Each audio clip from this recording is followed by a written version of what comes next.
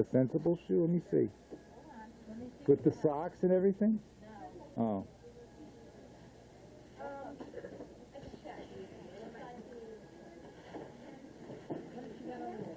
Sensible. She's doing sensible now. There you go. Aren't they nice? They're very nice. They're nice. They're $40. Okay, just one second. And you can't go. You always need those. You know what I mean? Right? For sleeping. They're actually really, really cool looking, Carrie Beth. Hey, Mom. Yeah. What? No. I'm not. How much are they?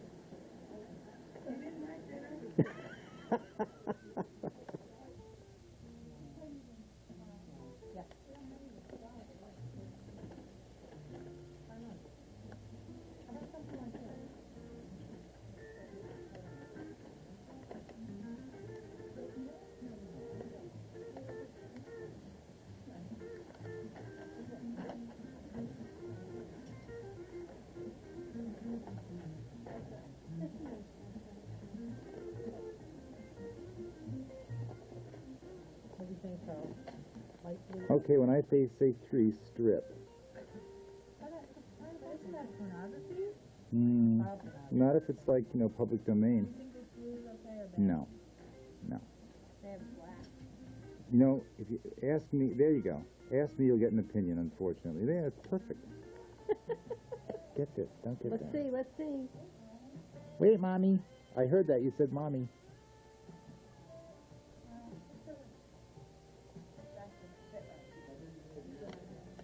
Come on again. It's like too long in the arms or something. I don't know what's going on with that. I like it on the hand. These pants that you brought in there. I think Mommy's jacket's kind of jacket, but I would really have to do like that. Yeah, shorter makes you look taller. Like me. Shorter is taller. Yeah, that's true. All right. Try the other. Symbiotic, but in a bad way. That blouse you had on the last time? No good? How much is that shirt?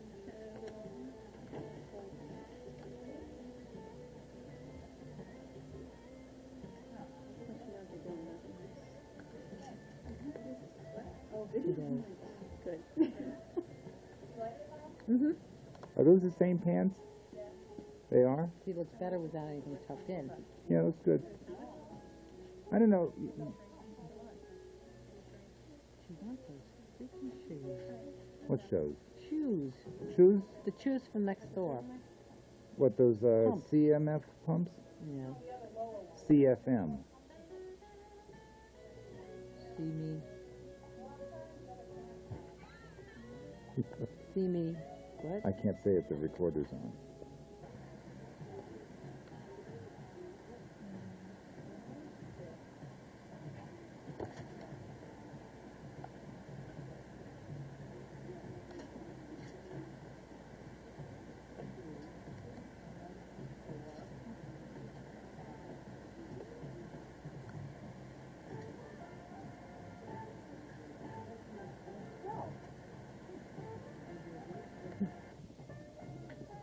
Well, the whole deal is, you know what that's like, basically, when you start paying people. When you start paying people, it's a very different thing.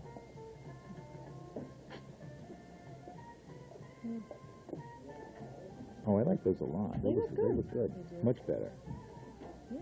Yeah, they do. Are they comfortable, Carrie Beth? Yeah. Here, you know what? This though. What's that all about?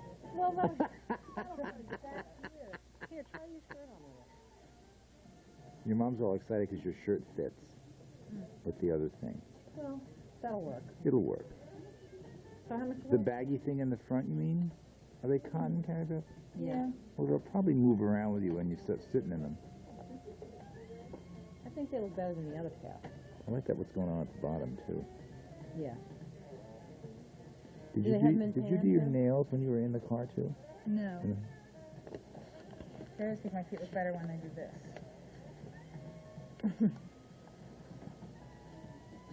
Barbie foot. Have pasta? She wants to know. Can I get a hot dish?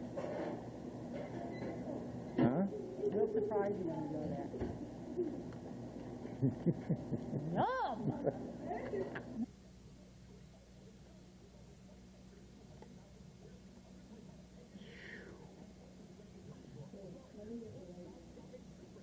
Na-na.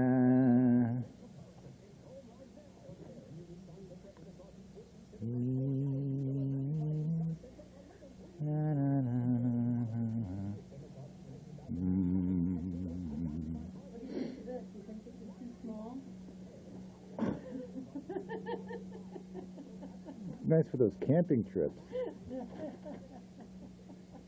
What, when you get thirsty? No, it rains. Oh, man. You know, everybody... Holy moly. Va, va, va, voom. There are people like that. Remember Mimi Brennan? Yeah.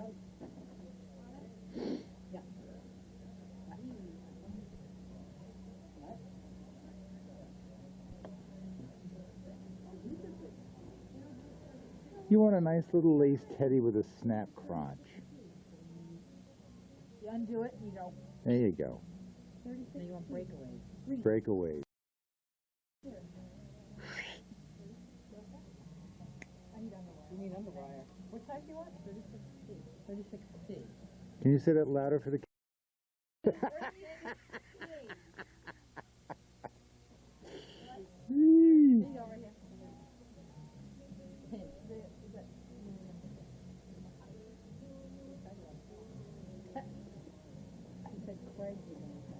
Oh, that's disgusting. And guess what? Put the camera on. Mom doesn't know this, but these kids are bad words. Oh, that's really disgusting. And they're not even married. Ah, these kids today, I tell you. She barely has the ring on her finger.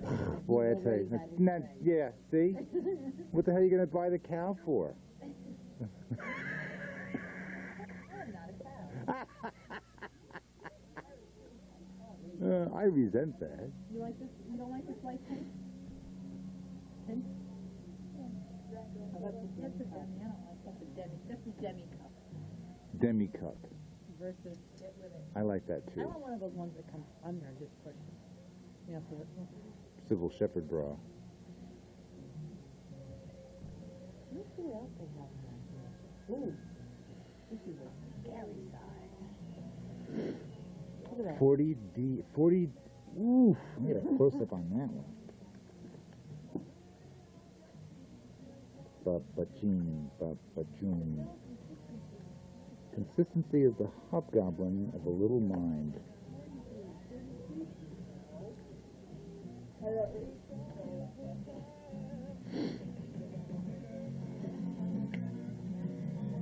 Ooh, scary rack. Look, they have rust color. Look at that. On pale skin.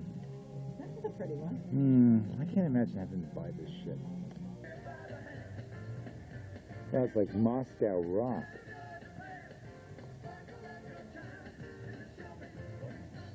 Very flat. How are you? What do you think of this one? I like this one, but I like these buttons better. Isn't it nice when you find something? How much is it, Carrie, Beth? $125, but it's 50% off. Oh, it is? That's what the sign says. An additional reduction of 50% will be taken off. Here's another one. This is 40 off. You want 12?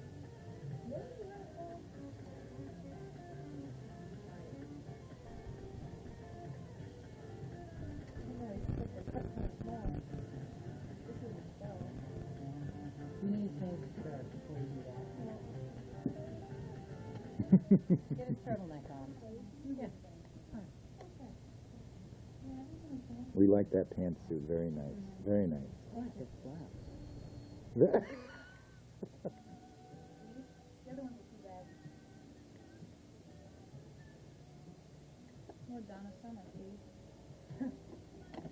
The other ones were too baggy, Carrie, Beth? Well, these I think fit fine. Yeah. These are the 10. I thought when you said 12, I thought these were looking more like a 10. Yeah, these are, and Oh, it's a nice looking outfit. I Yeah. think look good. Yeah, actually they do. Yeah. See, I think those pants look better. She needs to, you know what fooling you on those? Because they're too long. What's fooling me? What's pulling my leg? It's this one or this one. Uh-huh. videotape, you mean? No, That's a new toy, but we are obnoxious like this the whole time. No, you're not. Hideous is more like it. You should have seen us in the lingerie. In the lingerie store. Yeah, they threw us out of there. Did they? No. The girl was on the phone with her friend telling her how mean she was to her. I thought that was pretty good, though. We got a little slice of life in there. Yeah.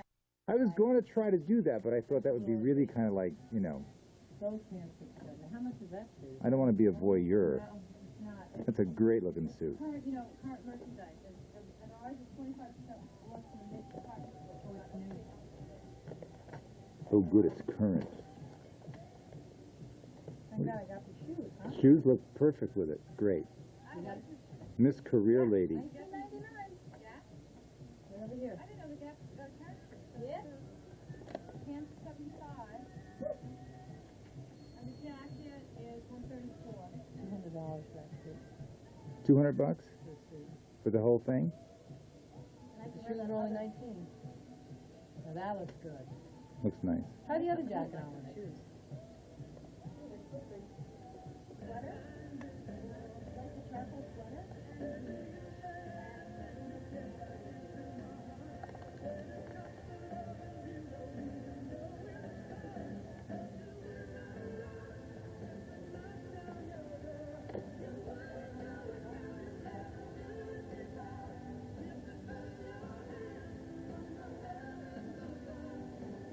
All right, he's getting up. He's getting off the floor.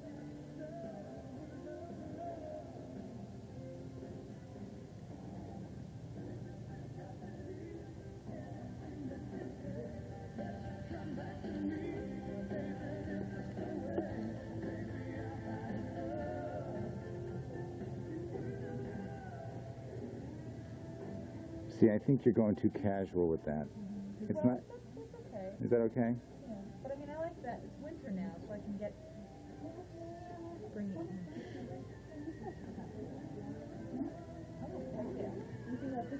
Very nice. And I put it on the line, but it's kind of cold. If I wore black eyes, but if I wore black eyes, oh, okay. Yeah. The rest of the sweater can be washed in the room. So let's count it. I want to do it for the shirt. So let's count it. Yeah, in the box.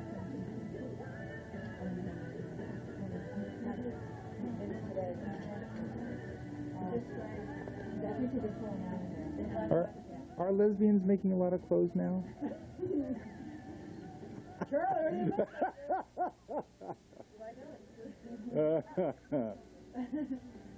Is Evan a lesbian? Evan is probably a man. Oh. Well, he's probably a lesbian. That's so. I do too. I do too. New, but it's almost as much as We don't like it that much, do we? yeah, I just came in. They like it when it's brand new. It goes on sale. So we'll get it next week. Okay. I think we're good. Did she try on that brown? She doesn't like the brown. This? Yeah. This is full price. We're not trying it. Oh, we don't try on the new full price stuff. Well, No, no, stop. no, no, no. That's what we spend for because they. Nine. No, it's good. I don't know if she's thinking about that blouse or not. What blouse? She's thinking about the white blouse? I don't know. Well, get something that would really be nice with. You know what would look good with those slacks? White on white blouse, a little pinstripe job. Yeah. White texture. Dolly, Cheech.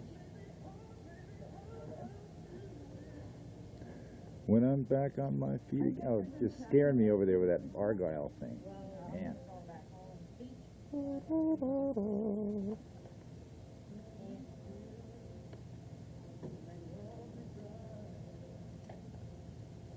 I think we're going to see it long term. Yeah? Yeah. What do you think of this? What you did? Good, Carrie Beth. Smoking jacket. If I go to a meeting, I'll take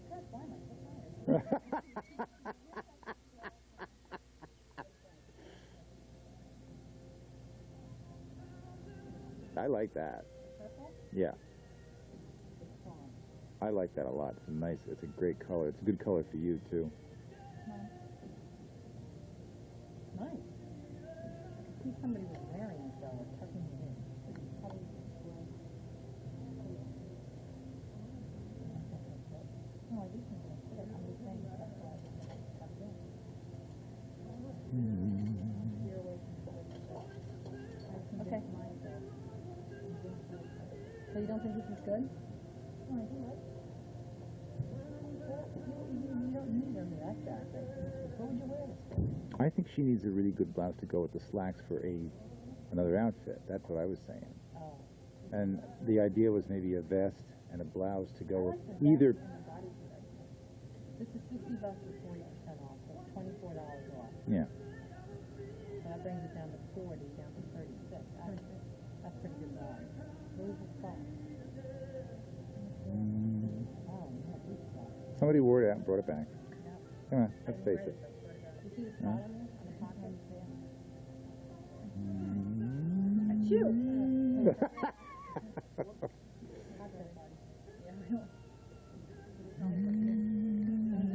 We know you wore that over Christmas. Come on, we know. I wonder if that would come out.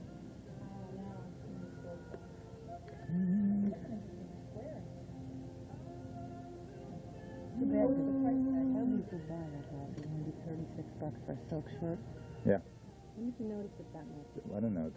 Don't buy anything with a spot on it. Come on. Come on. No, so it doesn't make $10. Oh, That's how you do that. that's nice. Nice outfit. And the gray. I like that jacket. Yeah. Beth. I All think- the things I like. Belt though, I need to get a smaller belt. This is a 14 belt. Oh. On a 12. Oh, you got to get off the other jacket, right? Ooh, Michael, you think this is Michael always sounds like he's having a coronary. Well, who decided to put those like emblems on those things? Captain Picone. Captain Picone. Ahoy, matey. That's like that, like, I'm going to the Hamptons, I gotta look terrific. Yeah, but you think you should take another $10 off that blouse and do it? Put 26 bills. Yeah. I'll try it on. I don't know, I can't. No. Don't embarrass me. Oh yeah, like you have yourself. Oh, my goodness. I cannot believe I would say that. Don't embarrass me with those, like, middle-class behavior. Okay. Okay? Yes. This is, you know who this is? This is Anson. Yeah, that's a little bit of May in there, too. Well, actually, that's more May than Anson. Yeah. No, that's Anson. That gray coat with Emblem. the blue glamour. This is me. There, let's go. You know who's wearing that, don't you? Who? She loved that Sheila. She'd wearing that she used to call it her postmodern yellow stuff. She had like 50 things that color. Baby crap. It looks like When they first come home from the hospital. that's called baby shit sweater. And they start eating squash. Actually, that whole rack in there is kind of scary, isn't it? Yeah, this belt is much better. Good. Okay, we ready? Let's go. Go powerful. You look really, really together. I think, well, they're good choices because they're two things that you'll never, you'll always be able to use. You need different earrings, though, I must say. Those earrings can't stay, right? Who knows? I don't know. I mean, earrings, I don't really care. Jewelry, me and jewelry, we go way back. You need, like, power earrings, Yeah. like I wear. Power earrings. Is there such a thing? Sure. I'm gonna go look at the I said, give me anything you got that has, like, a button missing. I know it's cold.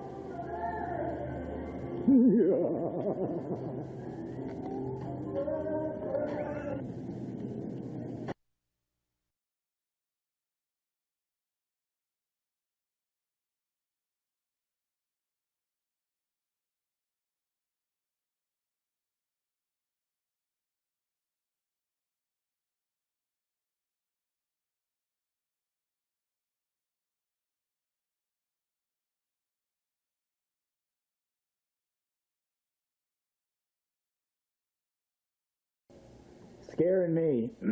All right, now we're going to have a little sideshow entertainment. God, I wish it could be warmer. I don't know. It's hot.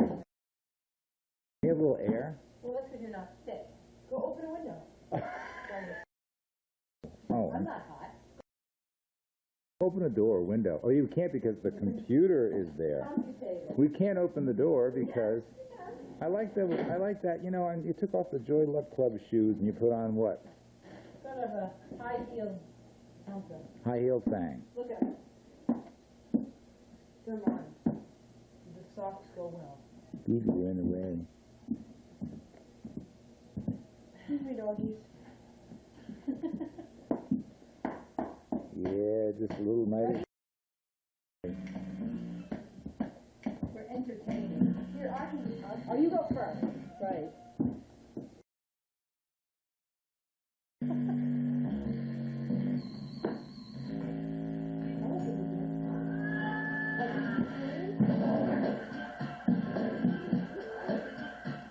Ow! Hurt me. Yeah. What it is. What it is, girl. What it is. Shake that booty.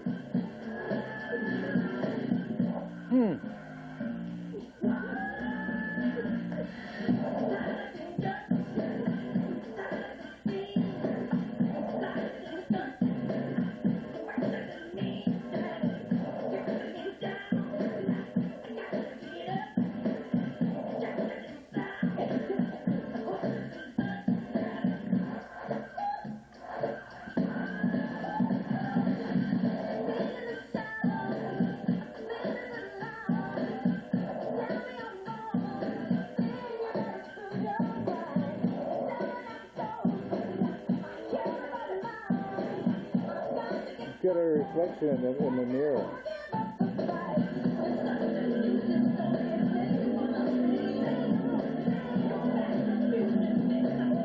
Yeah, the poor inhibited thing.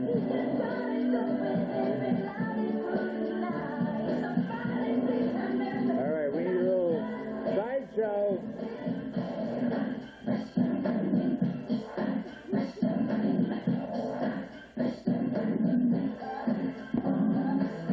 They look like Huey Lewis. No, Huey. What's his name? Huey. Oh, Huey Herman. Yeah.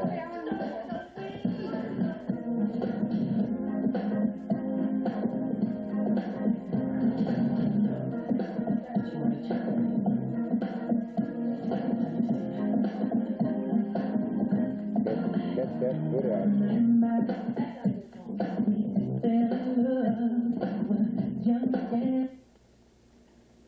And search for the right song. Ooh, come on, Eileen, come on. Not this. Come on and dance for your daughter. And show those people down in Maryland how we really can cut a rug, or in this case,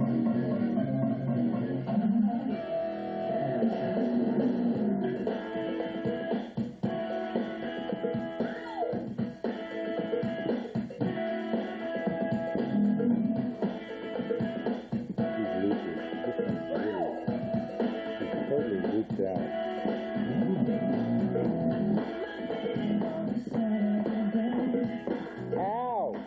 It hurt me with those shoes. Woo! Yes. Yes. Thank you, Jesus. Thank you, Jesus.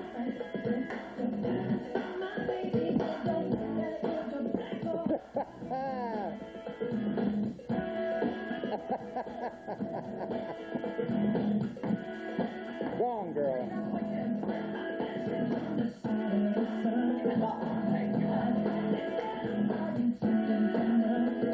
It's the shoe girl.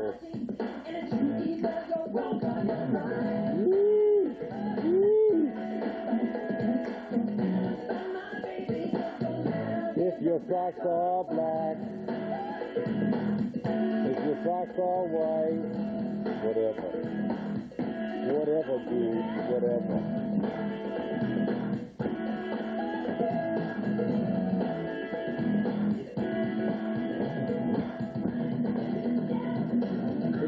feminine. That's the thing that gets me. It's like, oh, it's like so female.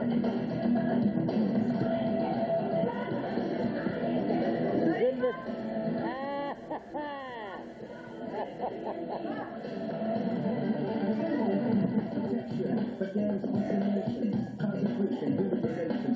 What it is. Check it out, mama. Yo, what's up, dude? What's up? What's up? Just hanging, man. Just hanging. I'm not gonna spend my life being that color. That is such a heavy line. Song.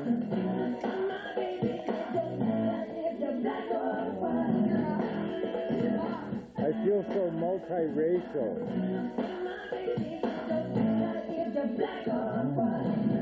Ooh, it's like ebony and ivory.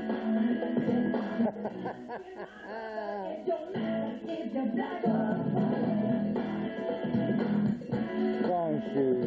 Get on with those shoes. What's that? What's that? Ooh, check out that action.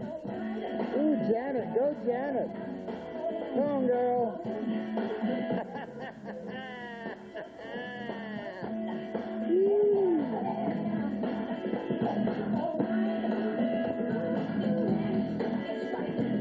Black, white. Ooh, wow, it's like it's kaleidoscopic.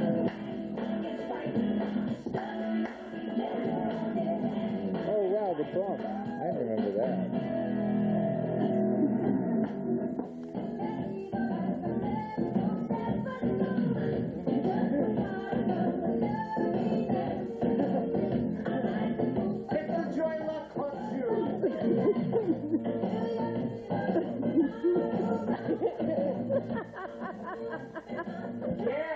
Good! Oh, man!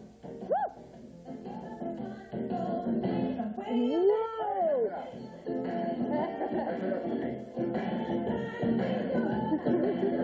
Okay.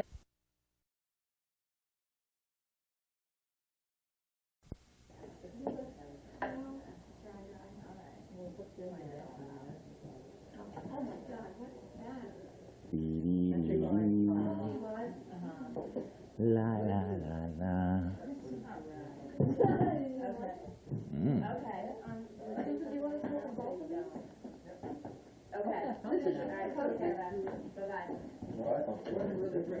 What'd she say? No, it doesn't matter. That's what she said, Chris. Set aside.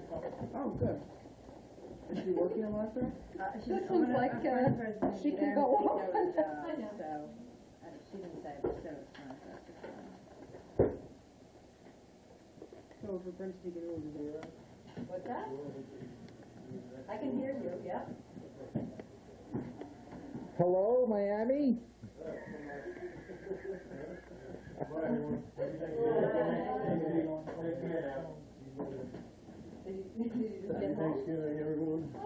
Hey, it was nice to see you.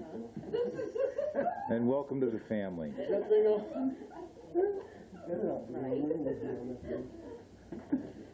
We have to get Cheech leaving. I had a wonderful time, thank you It very was much. very nice to see you, Cheech. I'll be in. You don't have any beginner piano books, do you? You're beyond that, huh? I don't think I beg your pardon. Sorry, wrong instrument. Good luck with that, though. Thank you very much. Thanks. Bye.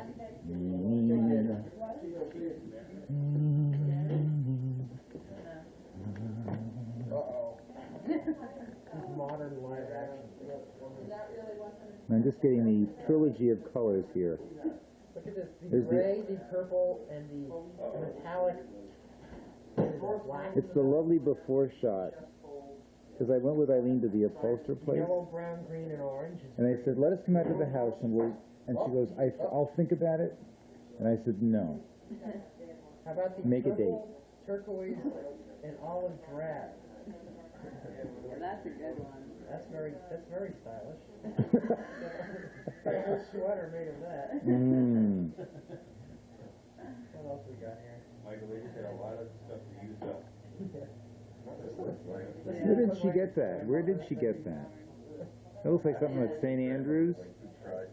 Yeah. cold yard sale. Lime green, pink, yellow, brown, something. Here, you hold this. I have to go through the music chest. How do I, is it recording? No. What do I press to record? Press the red button. Oh, Dad. Come on, you're in everything. Is this, Pick up sound. Oh, yeah. Oh, yeah. it's listening to me, huh? And now it's focusing on you. Come on, Kristin, we gotta get you in there, so.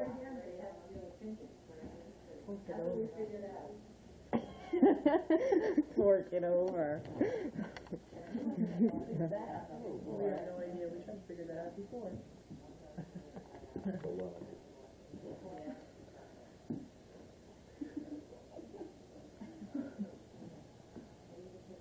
Do closer to Kristin. Focus in on her hair. You still have blue nails too? Yes. Is everything up?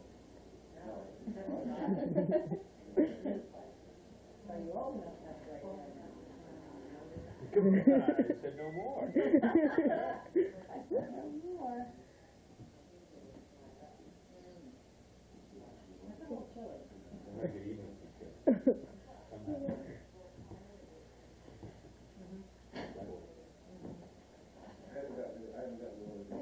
That's enough of us.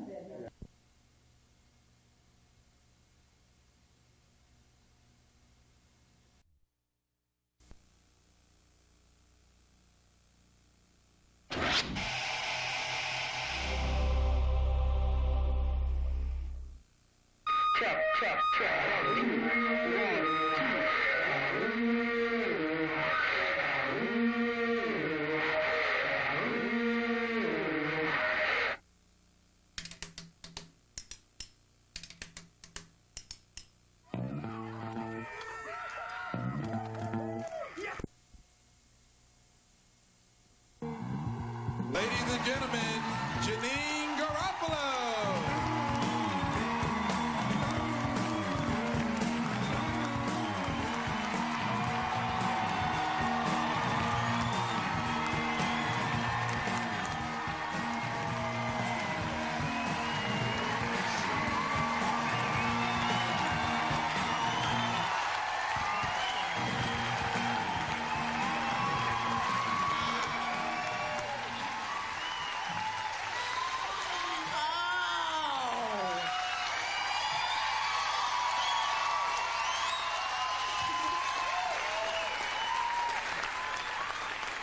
You are too good to me.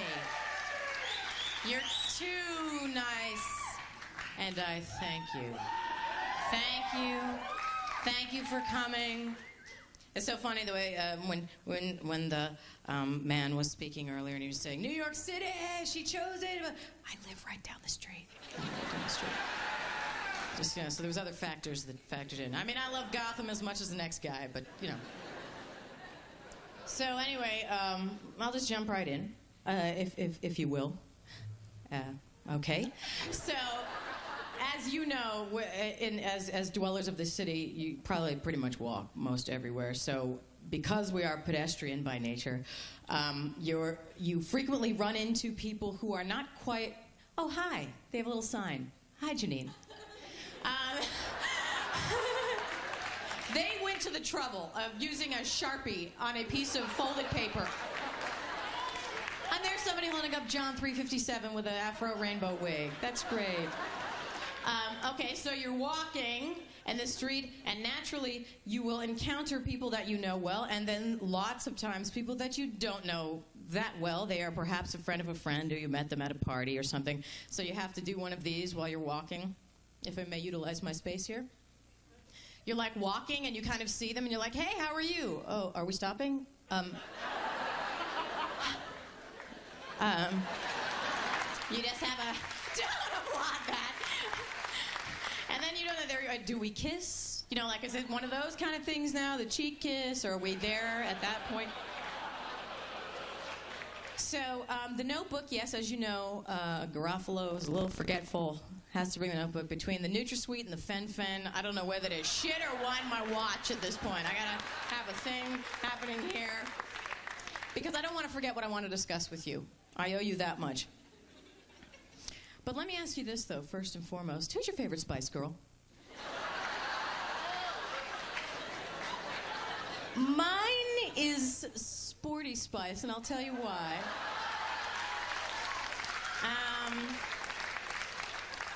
You know what? She might not be as aesthetically pleasant as the rest, but she'll do a backflip and steal your heart. So the smoking lobby, as some of you may or may not be affected by, as a smoker, I just must say, it is the most ridiculous bit of politics to use a phrase. No, don't clap, no, you make me seem like I'm like a prophet or something, and I'm so not. So the smoking thing is just such obvious politics, you know what I mean? And like they have the thing wherein we've got to keep our kids away from these things. Has any child, or when you were a child, have you ever been attracted to the scrotal-nosed camel? Anyone? Has that ever incited you to smoking, or... I want to be like the Marlboro, craggy, good-looking, middle to later age guy on the range. I'm going to light up right now. And then there was that advertising for smoker. I can't remember what the brand was, but it was apparently the brand that appealed to gay millionaires. You know, the guy had the ascot, and he was like, woo! He was like, kind of like, what kind of cigarette was that? But it was such a specific demo, I can't imagine they're still in business for the Charles Nelson Riley and all of us. We can smoke that cigarette. But you know, all this concern about, and then the people litigious about smoking, people suing. What is the most obviously bad for you thing that we've ever had on the market, ever, and then to sue for, you know, getting health things about that? It would be like suing the city of New York and being like, I was in the subway nude at 3 a.m. and I was verbally and physically assaulted, and I'm suing the transportation department. I didn't know that if I went down nude and people could see my vagina, that I would have problems. So I think there's really a lot better things we can keep our kids from, too. That really isn't the worst, because, you know, actually, though, when kids start the smoking, they get in that damn car and they drive like crazy. And they start fighting.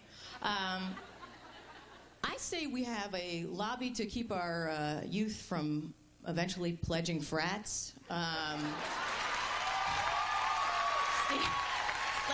steer them clear of perhaps organized sports or frats or sororities or militias of any kind of religious zealotry or misguided patriotism would be a good thing, because nationalism and patriotism in the wrong hands will destroy lives. It really will. Because I'll tell you something, it takes a village to ruin a child. I think we've proved that time and time again in this country. So, I know that I went on I have some religious stuff, and I hope this doesn't, okay, here we go. As you know, Ralph Reed is exiting the Kristin Coalition, and, by the way, you know, Ralph Reed all along, joke's on you, that was always Dave Foley doing a character. The guy from News Radio, that was always, the joke's on us. But in his place has come Rockin' Randy. That's his name, Rockin' Randy. And he was so dubbed because he actually has a very limited knowledge of music. He's just not into contemporary music or anything, and he's a young guy. And his cohorts in Christian land said, let's, Rockin' Randy. And then somebody said, but you know what? Don't tell people that's wise. One of his strategists. Keep it at Rockin' Randy, because that'll really bring the young people in. I'm not kidding. That's the kind of thinking that I'm talking about. And it sort of goes like, do you remember when the Dole Kemp ticket was grappling with the age issue, and there was the big thing that it was perhaps a problem because they hadn't captured the hearts and minds of the MTV generation as Clinton's had. And so they had shills from the Grand Old Party, the GOP. They had shills at any kind of gathering of Dole Kemp when they would be speaking, when they were polling, where they would have these guys planted, young Republicans planted it in the audience with signs that said, Kemp is the dude. Kemp is the dude. And then you looked at him in a whole new way. I mean, if the air passes didn't do it for you, the old air passing of the football. So you go, hey, the guy played football, and like that's such a boon to my liking. Organized sports, I love it. And so it also is like, do you remember way back when that Marine guy, Jeffrey McDonald, Fatal Vision guy, he slew his entire family? Is that a word? They were the slewies, and he slew them.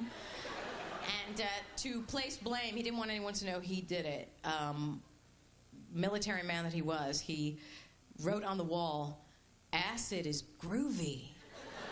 So that you go, those damn dirty hippies.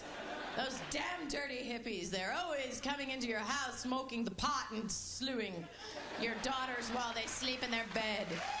And it's like such clear evidence that he did it. What do they say? What do the young people say? Acid is groovy. And here's some legislation. Thank the good Lord that this passed before the break for vacay. No cloning. No cloning. Urgent. Big red rubber stamper. Let's get this out of the, let's deal with this. The no cloning issue. I wasn't really worried about it. I don't know about anybody else, but it really wasn't keeping me up nights. I think I'll worry about it when we finally get our jet packs and our food pills for 5-course meals. I think then we'll deal with that, because I think during Roddenberry times we were promised those two things. I haven't seen them. But just in case that wasn't enough for you for Congress to get involved, the Vatican had something to say about it. The Vatican Council met, and I took this out of the New York Times. Here's what they said after a big meeting. Human cloning would not lead to identical souls because only God can create a soul, a panel set up by Pope John Paul has concluded. Right on. And they also took care of a couple other things that were burning issues. Apparently, tricks are indeed for kids. And one other thing. After much deliberation, it has been decided that no, you cannot tackle the kid after he releases the ball and smear the queer. Can't do it. So we get that out of the way. Now, let me ease you gently into this next piece. And actually, I don't mean you. I mean the TV you. The letter writers out there, the people that are rushing to judgment, the people that are going to hate me in about a minute and a half. Let's start at this and use this as a springboard. Now, I was raised very Catholic. I have been very Catholic. I remember as a child my favorite phrase being, "The Mass is ended, please go in peace." And I would always be like, oh my God, 1 down, 1,100 to go. And so I was like, CCD, CYO organization. I went to a very Catholic college. I went to Providence College of Rhode Island. I was seeking, I was questioning, I was trying to learn. I have a grandmother that actually goes to Portugal to get holy water of Fatima to rub on her arthritic ankle. And when I go to her apartment, inevitably as I'm leaving and she tries to foist foil-wrapped foods on me, she'll say, "Do you need anything?" And I'll say, every time I do this, I go, "Do you have any holy water of Fatima?" And she always goes, "I do! I do!" Like it's a... And so let me just stress that I'm not anti-religion. I know what it's like to be spiritual. I know what it's like to try and think of these things. Now, after much deliberation in my 32nd year of life, I feel that I am not religious. I feel secular and drawn to science. I don't believe. And I'm not saying that's good, bad, or indifferent. I am not better than anyone who believes. I realize the need in the human condition to feel that there is a being that does things for you and will take care and all of that kind of thing. I understand it. I respect you for it. So the thing that kills me, though, when it comes to religion is very religious people refuse to allow you to have your opinion. They will boycott you. They'll write a letter. They are allowed to scream from the mountaintops what they believe in. You are not allowed that same thing. You're just wrong. That's all there is to it. And it's interesting that when you come from that perspective and you think about what's going on in the world geopolitically and religious-wise, whether it's the Taliban fighters, the mullahs, the Protestants, the Irish, the Israeli-Palestinian conflict, if you are not religious, you kind of see it as just insanity. And I realize that their issues are not just religious-based, but they are about sovereignty and things of that nature. But it all goes back to the fact that these seeds were planted on these books, the books of religion, which are beautiful works of fiction. They're just lovely. I mean, somebody's a great writer. You don't have to applaud that. I'm just saying, these guys are great writers. These guys who wrote and added addendums to suit their fancies and made arbitrary rules, these guys are great writers. But the important thing being that we keep the women in the back seat. That's the main gist of all religions. Because we're scared of the vagina. But somehow it all leads to fear of the vagina. But I can hear the typewriters clicking as we speak. So the thing is, if you see these books this way, and I respect that you may not see them that way, it's like as if in this country we were fighting over Grisham novels. Or we had declared the bridges of Madison County sacred ground, whereupon nobody builds. Nobody builds. And here's another thing I have to say to the anti-choice types, the pro-life people who always have an answer for everything. Who God will provide, we'll love these children. Okay, all of you who want to be that way and want to block clinics and deny the rights of others and so on and so forth. Here's what I propose: the buddy system. Okay, have it your way. Have it your way. All these kids need to be born, so now you get a buddy for 18 to 21 years who's federally assigned to you. And this is going to be your little buddy. And this child that you seem to want so desperately is now under your tutelage for the next 2 decades. And not only that, but you are now federally required to spend at least 40 hours of leisure quality time with this child, and give over about 50% of your income to this child, to the care and feeding of this child. So I think we can all have our cake and eat it too once the buddy system is in place. Granted, not really a joke, but how often do you get a mic in your hand, you know? So, and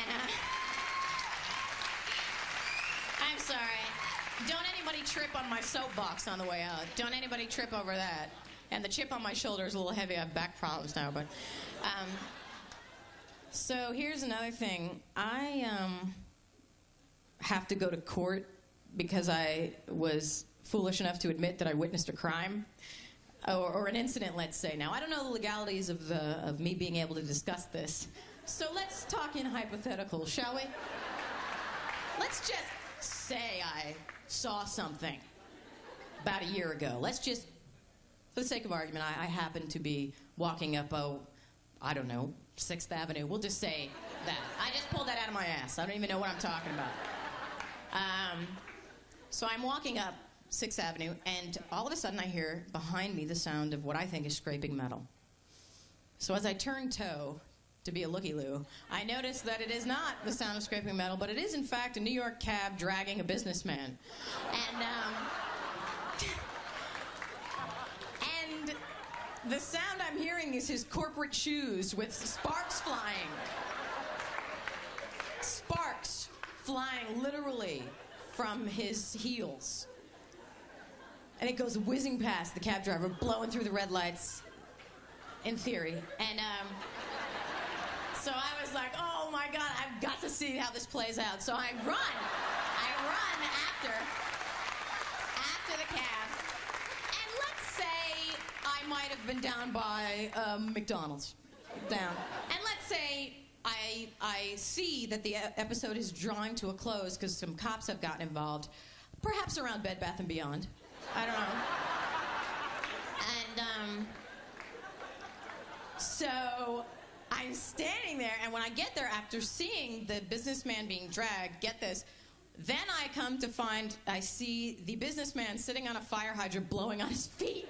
His stocking feet, ye old hot foot. He's blowing on his foot and yelling into a cell phone. And so he's blowing on his feet, intermittently chastising some, but his heads were going to roll, apparently.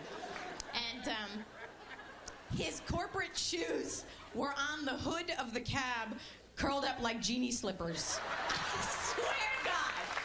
They were like Aladdin slippers. That's how bad the dragging was. So, even the police were laughing. I mean, everyone was like, oh, seriously? And so the police person said, did you see this? And I went, oh my, did I see it? I ran the whole thing. And I never run, unless I have to do it, I ran. And we're laughing. And so she says, can I have your name and phone number and blah, blah, blah. So I give it to her thinking nothing's going to happen. So then I get a call from maybe it was the DA's office, I don't know. And the guy says, you got to come to court to say that you saw this. And I was like, oh, I don't believe this. But the thing is, though, at this point, I'm so not invested in it, and I don't even, I don't care that I'm going to say what I'm going to say, and then if the prosecutor even tries to do anything, I'm going to say, yeah, you're right. You're absolutely, I didn't see a thing. In fact, I'm going to even look shifty, like I might perjure myself. I'm actually going to sit in the witness box with a newspaper with eye holes cut out of it and just regard everyone. So there's that. Okay, let's talk about this new phase of my life. I used to make so much fun of dog owners. Not that I made fun of them actively or to their face. I just never really had an opinion on dogs or anything like that. And didn't dislike them. I just, never wanted to have one or anything. And I was kind of like a little sketchy about, he's going to be on the bed sleeping or whatever, So then I was in Utah, right? And I was working, and I was in Deweyville, Utah, which is this very rural area. And we're working and walking around the locations, and all of a sudden there's like, there's like this thing. And so one of the crew guys and myself investigated, and so that underneath this house, lo and behold, I find a 4-week-old golden lab. So I'm like, fuck, I have a dog now. Fuck it. God damn it.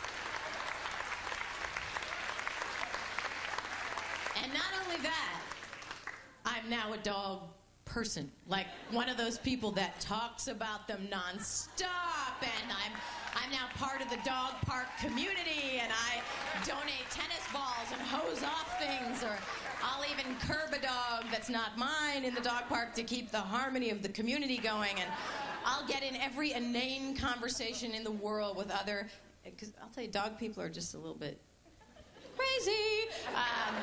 You know that, don't even front. Straight up and down, don't even bother. Don't Wu-Tang Clan me. There are so many eccentric dog people who are just, come on. And they're like Renaissance fair people, or people who like to recreate the Civil War, those type of people that get dressed up once a year, we meet, or like when the Mormon people redid the Trek of the Mormons, dressed in the regalia. And so even to the point where I went to the holistic dog store, right? And the dog's name is Dew, for 2 reasons: Deweyville, A, and because Loretta Lynn's husband, Dew, and my favorite movie in the world is Coal Miner's Daughter. Dew. Now y'all hush up, listen to me sing. Dew. Big old bar. I love it. I'll watch Coal Miner's Daughter. Tommy Lee Jones and Cissy Spacek are so amazing in that movie. I just love Dew. I just wish I was Southern and everything, and so I named it Dew, so I could say Dew. So I take it to the holistic dog store, and when you get in the place, the first thing the guy does is take the flea collar from around the dog's neck, cuts it up like a credit card, and says, "Would you like toxic chemicals around your neck?" Huh? And I was like, "No. No, sir. How can I make amends?" And to the point where this guy had me like davening my way out of the store, like, yes, and you are, and the whole thing. What are you feeding your dog? They said that I am love. Jesus wept when the ions, and like that. So I buy like about $6,000 worth of absolutely useless holistic cedar crystal bed, crystal chain, ear relief, like lotion for the ears, and tea tree oil coat luster, like every breath ashore for a dog, and which actually has worked out well though. That I will spend the money on. So anyway, so then I'm and also, well, actually, I don't know whether I should put this here or I'll talk about this though. Okay. So actually, who has a certain lack of discipline, because he's an angel, and he actually doesn't really know his name because I don't ever use it. I have every term of endearment in the book. A little piece of angel food cake. Who's a member of the Tail Waggers Club? Hi, Bay, which is a nickname I stole from another person. Bay. So I call him Bay, Angel Food Cake, Tail Waggers Club, Belly Boy, everything in the world. So he is totally confused at all times and couldn't possibly come when called. And, but he is a slice of Angel Food Cake. Okay, so here's a problem we have since coming back from Utah. When we were in Utah, had a real good housebroken sense because he was always huge outdoors. We had a backyard, the whole thing. Now we've come back to New York and he just is not into going to the bathroom outside anymore. That's just, it's not going to happen. Whether it be that he's vulnerable and doesn't want to squat amidst the hubbub, I don't know what it is. But it's a behavioral issue. So basically I clean up a lot of shit. A lot of shit. My carpets are horrifying. And now I'm one of those kind of dog people, too. So, like, if I have friends over, it's smelly a little bit. Everything's covered in dog hair. I'm kind of smelly. I'm kind of doggy. I'm kind of one of those doggy people. That, on the one hand, bespeaks a casualness that is refreshing. But on the other, it's repugnant. So we have that, and I've decided that the shit that I can't keep ahead of is a tangible metaphor for my life. It's just an overwhelming amount of shit that keeps coming and coming. You clean it up and it's not over. It's more and more and more. And okay. So then here's the story goes on from here. So then I go to another dog store to buy bones, carrot bones, for Dew, because I heard they're good for his eyes. And I'm buying the carrot bones, and lo and behold, there is a very sick little dog, and it was just not healthy looking and shaky. So I have 2 dogs now, and I've got the 2 of them. And this one's name is in theory Mercer, but I call it Stink Doodle. Because it's a stink doodle. And we have the cute awards every night. Mercer's been sweeping. Every night we give them out. And Angel Food Cake's getting a little, he's trying very hard. But he's almost like the Lucci of cute awards now, you know? So let's talk about the summer blockbuster movies. The summer blockbusters, which I think we all remember where we were when Rush Hour hit the water.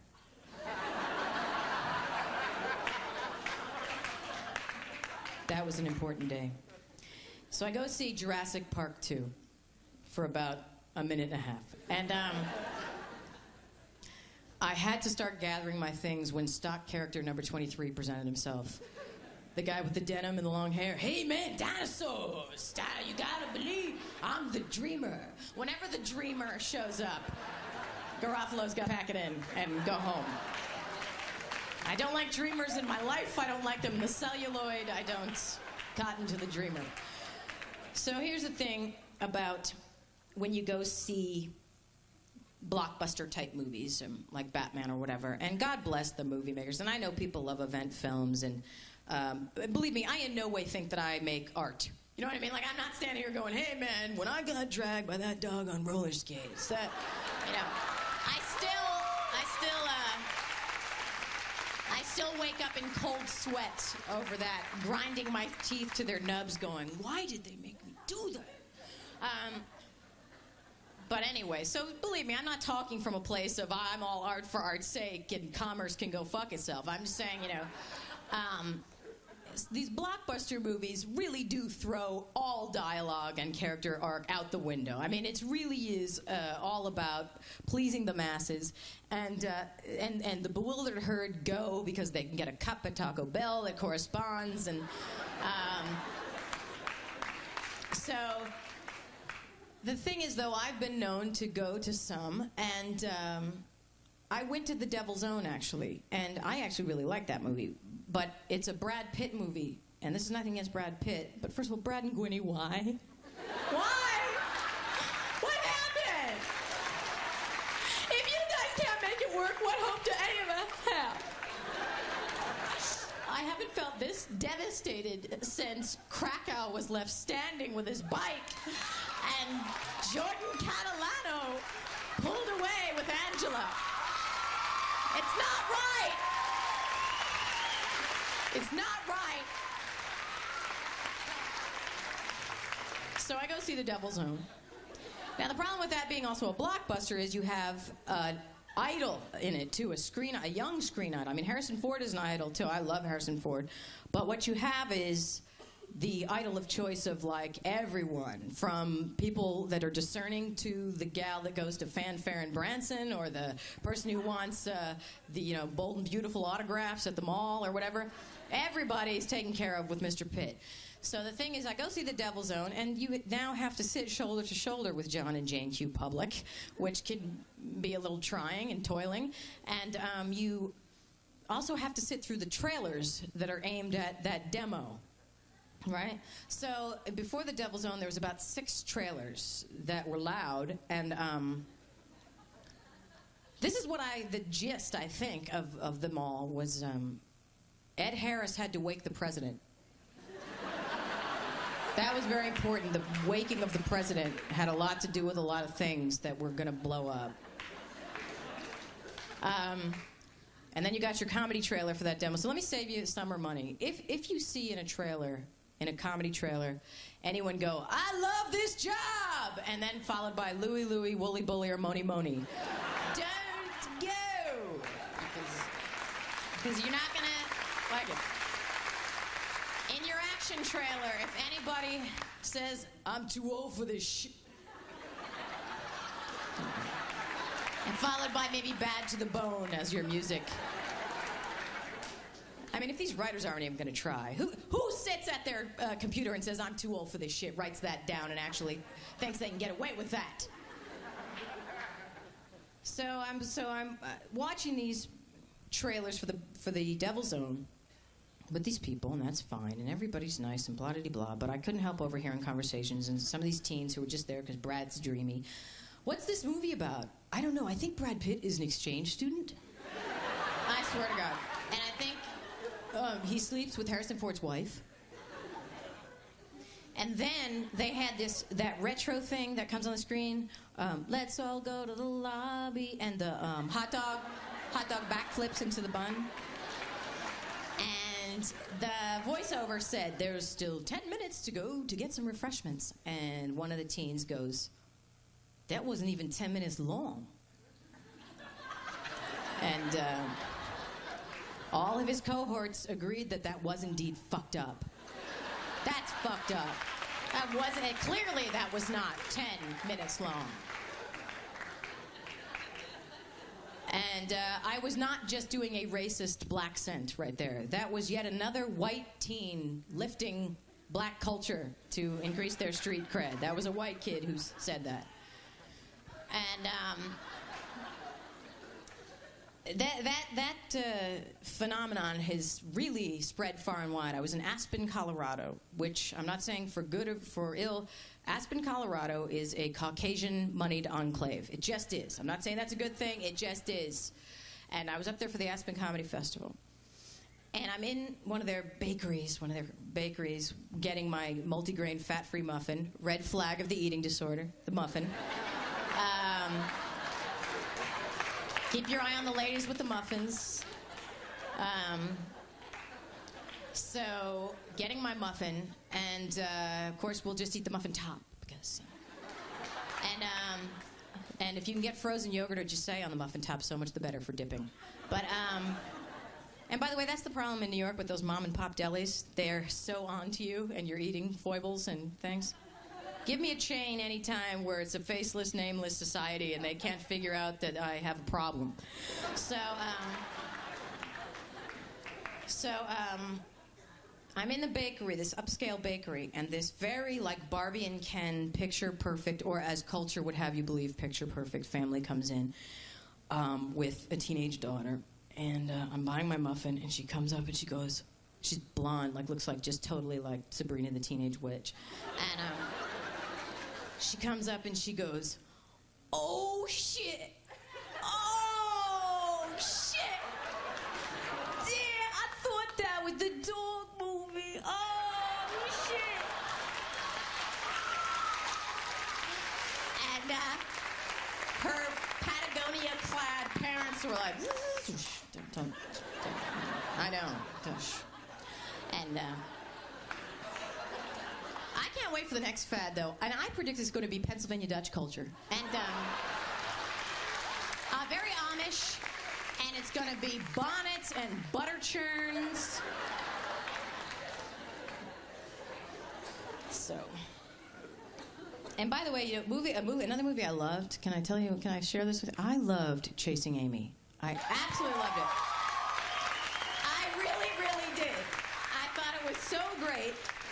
And it was a romantic comedy for people who hate romantic comedies, basically. And it spoke to a demographic that never, ever, ever gets addressed. The kind of smoking, comic book reading, you know. I can't really be clear on what I mean, but if you know what I mean, you know exactly what I'm talking about. It was such a great movie, but here's the thing about that movie that made me weep.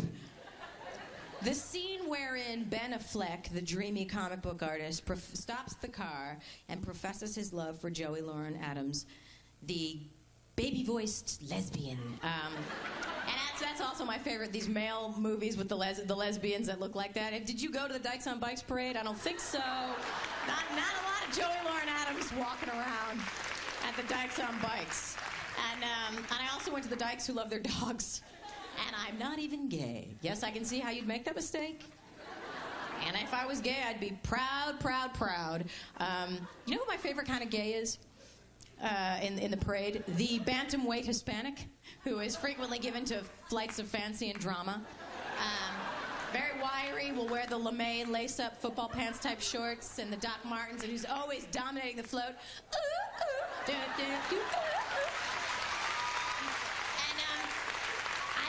time the float stops. Ooh, ooh, ooh, ooh. And they have to grab the pole and regain their composure. That's my fave. That's my favorite gay. When asked, that's my favorite gay. And then it was so funny because it was Gay Pride weekend, as you know, and I'm on, for those of you who are not familiar with New York, out in TV land, whatever, Christopher Street is a hotbed of gay activity. And it's a wonderful place to be, but I'm walking my dogs. All roads lead to my dogs, don't they? I'm walking my dogs at midnight because they go out for their final midnight walk so that I can sleep till 7. If they don't go at midnight, they get up at 5. So I'm walking the dogs, and it's like midnight on Gay Pride night, and everybody's just proud as punch. And there's so much activity. And then there's this one guy that drives by in a car going, "We're here! We're queer! Get used to it!" And I was like, dude, you are so preachy to the converted. Who are you being... Why do you have a chip on your shoulder? You're on Christopher Street. You know, it was like so weird. And get used to it. And he was really nasty. And he's talking to, like, huge drag queens with feather boas coming out of their asses, you know? And,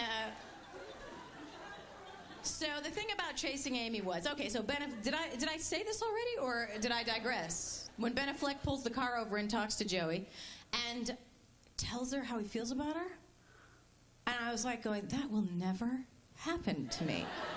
That will never, ever happen to me. And by the way, honesty does not work except for celluloid, so don't even try that. But to tell people that you like them will only serve to Make them not like you. I mean, basically that's all that's going to do.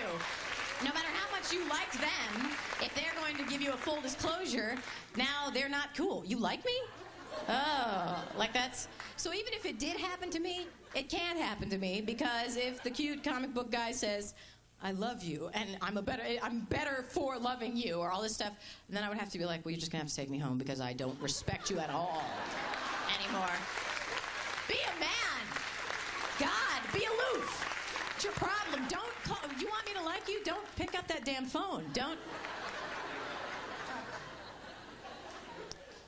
But everybody else seems to find a soulmate. Have you noticed that? Everybody else seems to be able to make it happen. And I'm talking about even people, okay, I can't make it happen, yet somehow Chang and Ang, the Siamese twins attached to the chest, and Stephen Hawking and the Shine guy, and then that kid who shot his face off are all happily married and breeding. And I don't want to sound like a dick about this, but come on. I mean, these people have sex. And not only that, but Chang and Ang fathered like 9 and 10 kids apiece while being attached to the chest. So, and I know that the ladies, as a rule, are tolerant. I know this about the female sex. If they like the guy, they're tolerant, but we are really pushing the envelope here with Stephen Hawking and the guy who shot his face off, you know? And I'm worried because I have matronly upper arms, you know? I can't get intimate because I have matronly upper arms. And there's 2 kinds of women in the world, those with matronly upper arms and those with visible biceps, and never the twain shall meet. And because the bicep gals don't get it, and the matronly upper arms girl know about life and love and losing. And do you know how hot it has to be for Garofalo to go sleeveless? And why I'm referring to myself in the third person, which I've never ever done before tonight. I've never ever referred myself as Garofalo ever. I sound like I'm on an intramural flag football team or something. And I will wear a sweater or a sweat jacket or a long sleeve shirt until it's literally 110 degrees out. But, and tonight I wore a short sleeve thing because it's really hot up on stage, but I'm telling you, it has to be extenuating circumstances. And I actually went sleeveless 3 days last week because you know how hot it was. Plus, I can't turn the air conditioner on in my apartment because Mercer has a chronic respiratory infection. And the air conditioner exacerbates that, so we sit around and sweat a lot. Okay, here's the other couples that I'm concerned about. Not concerned about, just that I gave one pause. Gave me pause. You kind of go to any touristy type place, whether it be Times Square, Disney World, Branson, any of these places that maybe suburban or suburbanites might go or something. And you see these couples who are like wear matching shirts or maybe jackets, and the guy usually has like achy breaky hair, and the woman inevitably has that kind of blondish perm with the crispy bangs. They both have crispy hair problems. And all I have to say to those people is, Nexus, size of a dime. What does it take, really? Just leave it in. And so anyway, so I happened to be in Times Square last Christmas, and it's very touristy, as you know. And I'm walking behind a couple with the matching silk jackets that say Grease on them. And so the woman says to her betrothed or whatever, she says, hey, Ray, I just gave that hobo a quarter. A hobo, a real live New York hobo. Can you believe it? And I just wanted to say, well, you know, actually it's 1996 now. You know, this was last year. Politically correct term is Boxcar Willie. That's what they're comfortable with, is the Boxcar Willie. And you know what? He's going to take that quarter and go right back to his Hooverville and eat a can of baked beans out of that kerchief on a stick that he's got. And also in the couple thing, here's another thing. We all have in our peer group a couple wherein the man who's dating a woman is clearly gay. I'm not saying it's a bad thing. I am not a gay basher. I am just saying You know what I'm talking about. There is one guy who you dine with and who you see regularly with the girl who's been your friend since college. Let's just say hypothetically. And he is clearly gay. Again, you say, now, what brought them together? What are the issues? That's what I can't get my mind around. Get them a magazine rack, because they've got a lot of issues. That is where the woman is comfortable with that, and he's comfortable with her, and what's going on. And then there's the clearly gay guys, like your Lord of the Dance, and your Michael Crawfords, your Andrew Lloyd Webbers, and the giveaway is always that Siegfried and Roy fashion sense that they have. The oils, the leathers, the Loverboy headband, all of that. Fluffed hair, it's fluffed and folded. Hey, who wants to hear the stories about my ruptured ovarian cysts? It's great. It is a story that has been passed down from generation to generation, and we love it. So here's the story. I was looping a film, and I sneezed and passed out. And they thought I had appendicitis, so they took me to the hospital. But as it turns out, I had ruptured a series of ovarian cysts that, unbeknownst to me, were residing in my area. And as you know, if you've seen me work before, I still have the don't ask, don't tell policy with my vagina. I don't bother it. She minds her own beeswax. I stay up here. And she doesn't sass me. No back talk, none of that. She's not flippant at all with me. So we had to find out about my cyst by having a very thorough exam by the gynecologist. Again, another cure for hubris if you're suffering from that. And whilst he's down there, he peers up from between my knees and goes, my wife and I love you on the Larry Sanders Show. And I was like, that's so great. And now I think you can enjoy it on a whole nother level, you and your wife. And with that, I left the office.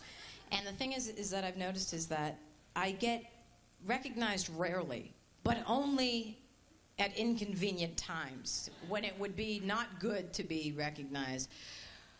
There is whenever I'm coming out of a public restroom,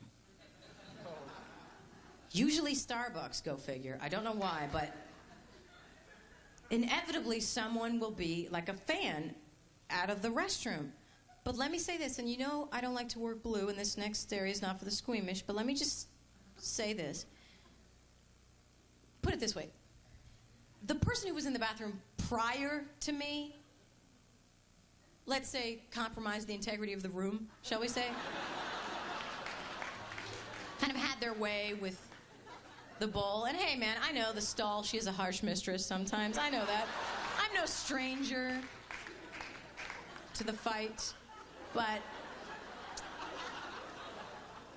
it's not me, and so it's like the person ahead of me who shows no respect. And I'll come out, and the person's about to go in, and I'm just like, oh, man. Because they're going to say, I saw that girl, I don't know what her name is, but that girl, she stinks. But that whole thing, and be like, something that that they say that's gross, and as gross as this whole bit is. Why I even go to this, I don't even know. But and also in Starbucks bathrooms, it seems to me people are just going insane in there. Like, whoa! Ripping shit out of the wall, like kicking over the cans and moistening the tiles in some way. And so when I know somebody has recognized me, I will tidy up when I'm in there. And yeah, I'll reward myself with a roll of TP. Yeah, of course I will. I deserve it. I got a knapsack. And but one time when I did buy the 8-pack, because I always forget to buy. That's the thing is I don't mean to steal it. I just keep forgetting. I keep procrastinating it. I am like king procrastinator. I actually wrote down this set at about 3 o'clock today. And I had like 19 weeks to prepare. And last night I actually reread a book that I read once and wasn't even that pleased with, just to not do this. And what toilet paper? And so I bought an 8-pack of toilet paper, the tall pack. And I'm walking through Washington Square Park, and you can't really conceal that. And not that you need to, but this group of skateboarders started laughing at me. And they were like, look what she has. And I was like, do you guys ever land a move, ever? You know, when you watch those guys? Have you ever negotiated the railing? They never get it. They never, and I don't know what keeps them hanging on. What motivates? Did one guy do it once and it was like a great thing or something? Here's another thing. Again, this is a potentially alienating area, but I just hear me out. I'm sorry to bring this up. It has to do with Orenthal Jones. I even changed the name a little because even the letters might go, oh. But OJ, as you know, wants custody of his children because he doesn't want them to forget their black heritage. This from the man who married the Nordic homecoming queen. And he wants them to reside in Brentwood, which, if you've ever been to Brentwood, California, it is the most culturally rich ethnic soil, from the Living Well Ladies Spa to the California Pizza Kitchen. It is just... You know, Harriet Tubman actually just added a stop on the Underground Railroad there. They didn't have to go through there. She wanted the people with her to see and learn and be inspired. And here's another thing. I love Fred Goldman. I honestly do. We all do. We all do. Now, having said that, the Dudley Do-Right mustache. Fred, we love you. That's not what we're talking about. What we are saying is, or what I am saying is, I just expected him every day to show up with some frosty mugs. You know what I mean? Just for everybody, addressing the jurors by name. First, say, how are you? And then photos of bare-knuckle boxers behind him, you know. I lived in Ireland for 3 months, and it was one of the greatest experiences I've ever had. Everything people say about Ireland is true. It is magic. It is magical. I woke up every morning to find candy in my shoes and underwear. I don't know where it came from. My shoes were cobbled, and my hats were blocked. I don't know. And, I mean, it was so fantastic that by month 3, I was like, not another goddamn rainbow. God damn it.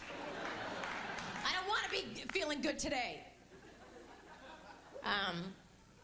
It was just incredible. And it's just everything everyone says it is. I was doing a movie there, which doesn't have a title, but it's coming out in September without a title. But it's the one with me and Dennis Leary in Ireland. That'll be the one that it is. And, I'm not saying you have to go. I'm just saying it'll have a title, but I can't tell you what it is.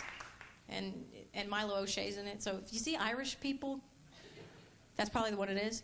And so I was there, and I couldn't drive there because I can't make that other side of the road thing happen. And so I had a Scottish driver, this Glasgowian, who I never understood a word he said for those long treks through the country. It was just purely like, and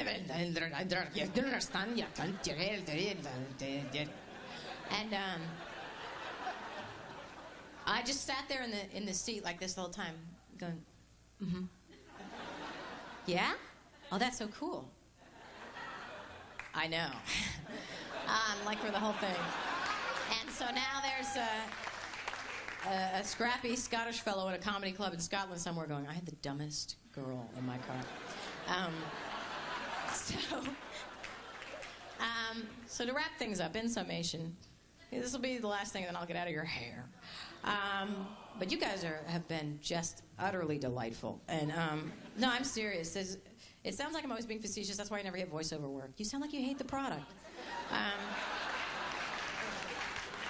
And I'm sorry, regrettably, I have to leave you on a hack bit. But sometimes your life really does resemble an oft-used premise. And my boyfriend did break up with me recently. I mean, I know that's like the lamest thing in the world that people say about comics says that, but it's true. And he broke up with me over the phone. So like many people, many many people, I must have checked my voicemail 7,000 times a day, waiting for that. I made a mistake. I'm sorry. I don't know what I was thinking. And of course, when you're on the Jamesons, you check it about 17,000 times a day. And it resonates deeply, that voice. I can never hear that shrewish, calculating, mocking, you have no new message. I can never hear her again. So what I've done at great expense is I've hired Wilford Brimley, the oatmeal man, to do my outgoing message now. So now when I call, he says, "Kiddo, if he can't see how special you are, he ought to have his head examined." Thank you! Good night!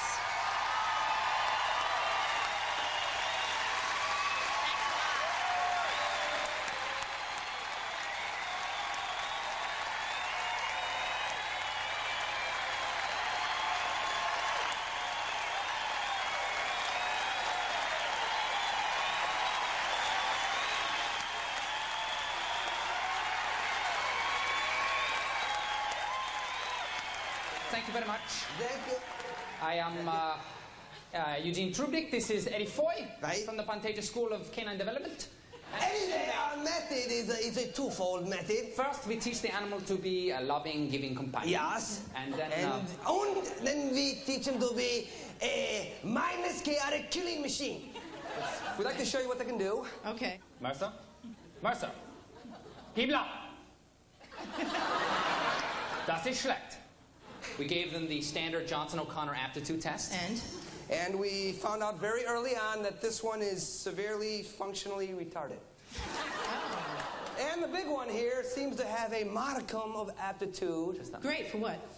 Agribusiness. Das ist eine schöne Hund. And good dog, yes.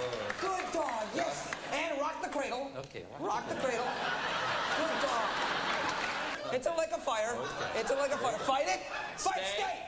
Fight it. Do not move. Good dog. Stay. Good dog. Focus. Yes. Focus. And out. And out. And out.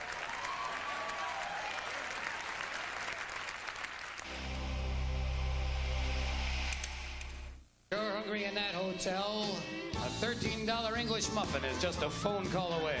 Welcome to the world according to Richard Jenny. Women will always tell you, why don't men like a romantic movie? False. Men love a romantic movie. Porno. On every channel, no shows, just click high. How would you like to own a hair you could spray from an aerosol can? And you're sitting in bed going, that's paint if I'm not mistaken. The HBO Comedy Hour, Richard Jenny. A good Catholic boy.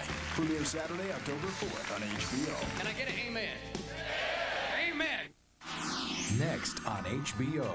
When bad boy James Belushi starts some trouble, it's up to Kylie Travis to fix it by going back in time. Frank Willie co-stars Retroactive.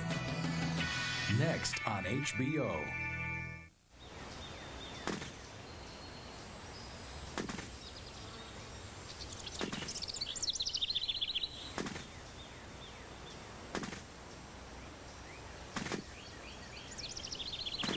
Mr. Show with Bob and David, an all-new season. Premieres Friday, September 12th on HBO. The following is a public service announcement from Chris Rock and HBO. It's not TV, it's HBO. But you gotta watch it on TV, so I guess there's no way around it. Please, for your own safety. If you're gonna watch TV, watch it on a television. The Chris Rock Show, a whole new season, premieres Friday, September 12th. Part of Round Midnight, Fridays, late night, only on HBO. If you wanna watch my show, you better have a TV. He doesn't look like a cop. He dresses like a monk. He doesn't talk like a cop. He doesn't act like a cop. One selection crackers like it cleanses the soul. If I need a cleansing, I have a bran muffin. Take your little sensitive ponytail and your little sissy beads and get out of here. And luckily for his new partner, he doesn't fight like a cop. Steven Seagal, Keenan Ivory Wayans. He's a little country. I'm a little rock and roll. The Glimmer Man premieres Saturday, September 20th on HBO. Part of the billion-dollar season of blockbuster hits. Some people live hard. Well, the rich suffer too, Susan. Here. And some people die hard. We're all dead upstairs. When paradise is invaded, This is business. where can you hide? We have to do something.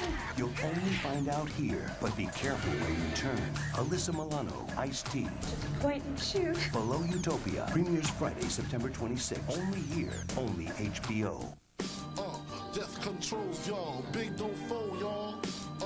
I spit phrases that'll thrill you. You're nobody till somebody kills you. You're nobody till somebody kills you. Next on HBO. When bad boy James Belushi starts some trouble, it's up to Kylie Travis to fix it by going back in time. Frank Willie co-stars Retroactive. Next on HBO. It's been a long time. A long time since you've had real sex. Get ready to celebrate the real joys of sex with a brand new episode. Real Sex 18. Premieres Friday, September 26th. Where else but HBO? There's a place for the men who work deep into the night. A light at the end of the road to take them out of the shadows and into the ring. And now, two southpaws from south of the border will be working overtime. Hard-hitting Daniel Zaragoza defends his super bantamweight title against the punishing Eric Morales. Live Saturday night at 11 p.m. HBO Boxing After Dark. Some of the best in the business work the night shift. You dig, you hear me? We'll need this here. You serve an alternative setup to the prison boot camp program. Arms out. Couple gangbangs. You are the enemy of black people. You put your eyes on me again, I will pop them right out of your head. We got to work together. What we gonna do when we get back on the streets? I'm just trying to live my life. Omar Epps, Delroy Lindo, Trench. Man, business is slamming. I'm gonna play it straight. Check this out. First Time Felon. Premieres Saturday at 9 on HBO.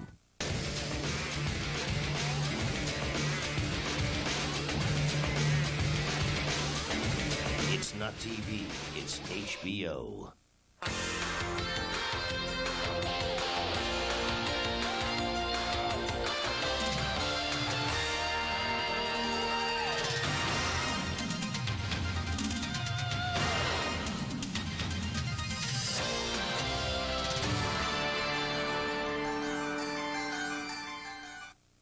The following movie is rated R.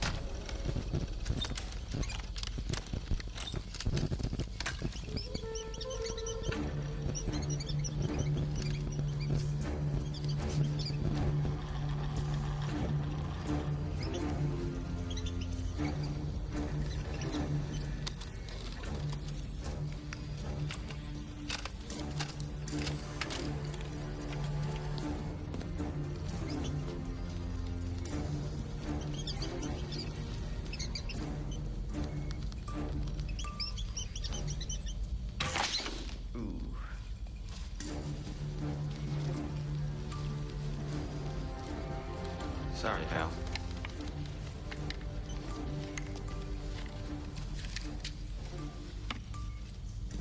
The exact time is 16:44, and as you can plainly see, the subject of retroactive experiment number 12 is plainly deceased.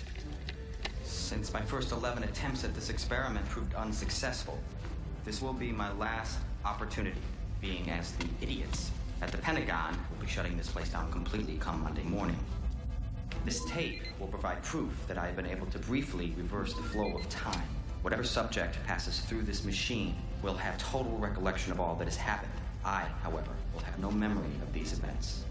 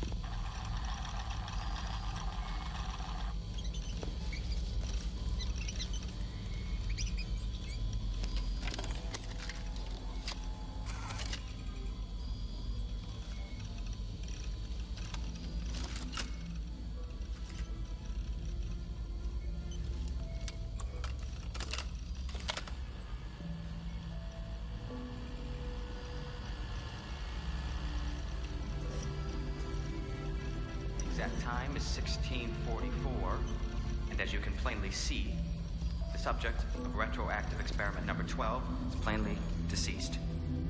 Since my first 11 attempts at this experiment proved unsuccessful, this will be my last opportunity.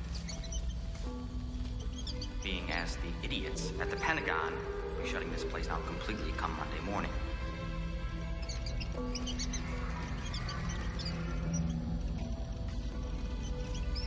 Now, this tape will provide proof, not only to my detractors, but also to myself.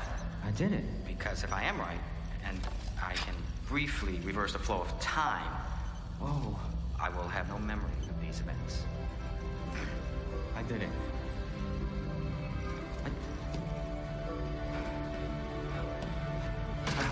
I did it. I did it. Oh my god. Oh my god. Oh my god. I did it. I did it. I did it! Well, come my girl to make a date. She says to bring the truck. I don't be late. I drove 52 to pick up my you. 52 to pick up my you. 7 o'clock. Well, don't you try.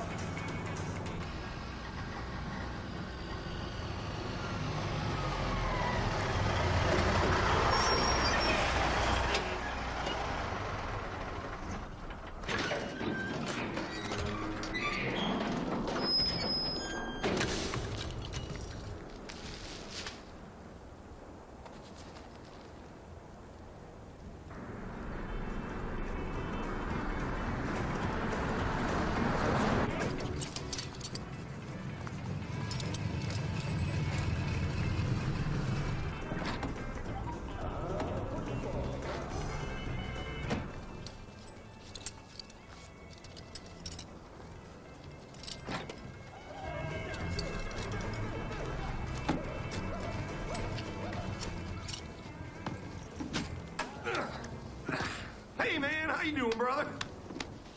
Ah.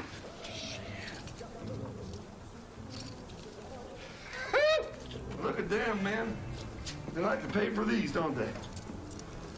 Nobody followed you here, huh? All right, I'll be back. Hey, oh, my money, Frank. Where's my money?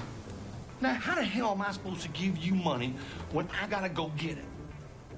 I don't got no money on me. That's why we're in this business. Have I ever screwed you over? Have I? Yeah, you have. Come on, that was high school. I was drunk. Leave me alone about that. Frank, I need my money.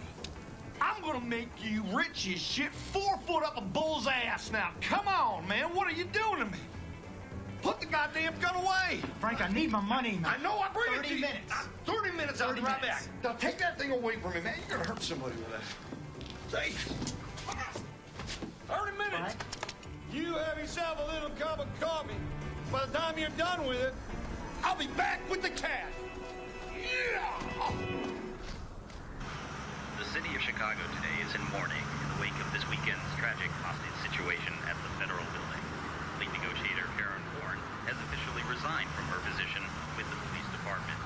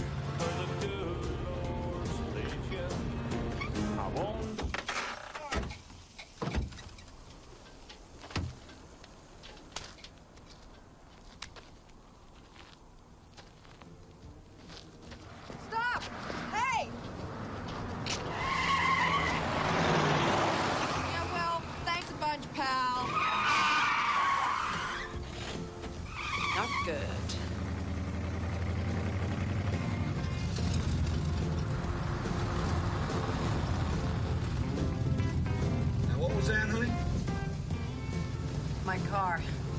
Looks like I may need a little help.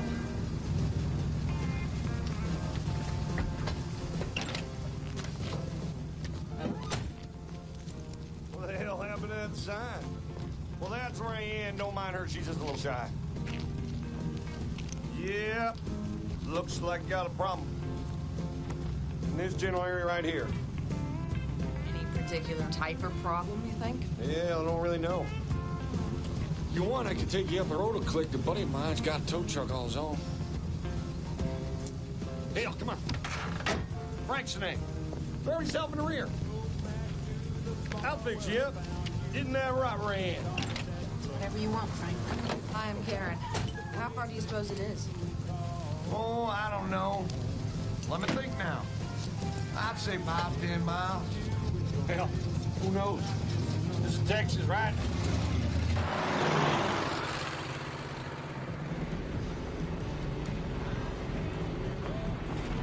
So you from around these parts?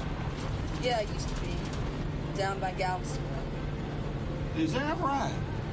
Well, you sure do talk like a city girl. Rayanne, polish this one. You know, the funniest thing happened to me today. I'm staying in the break room getting a cup of coffee, and there's this woman, Tammy. She's some kind of secretary or something. And she says, she goes like this. She says, Frank, that's a good-looking belt buckle. And I don't know, this just popped into my head. Don't ask me how. I just said to her, guess what I said? Guess what I say to her? Somebody please just guess what I said? I don't know, Frank. What'd you say? I say, well, look a lot better pressed against your forehead.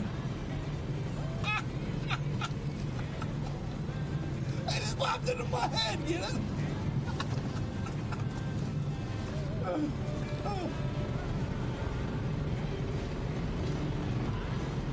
What's the matter? You don't want to experience my razor-sharp wit back then? I guess I've just been away too long. Missed that old Texas humor.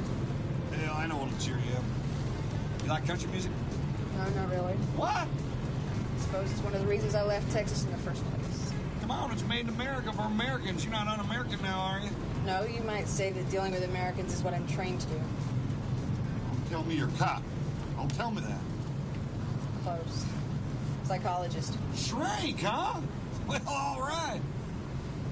I got a Simon for you.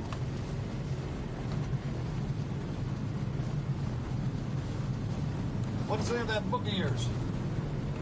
Well, if you really want to know it, it provides a framework to work out what you might do if you could go back and change your life.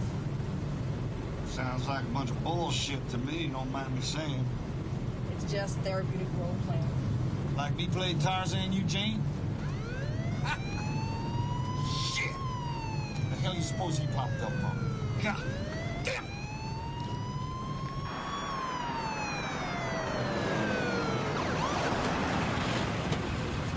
Bullshit! Already got 3 goddamn tickets. My shirt's gonna go sky high.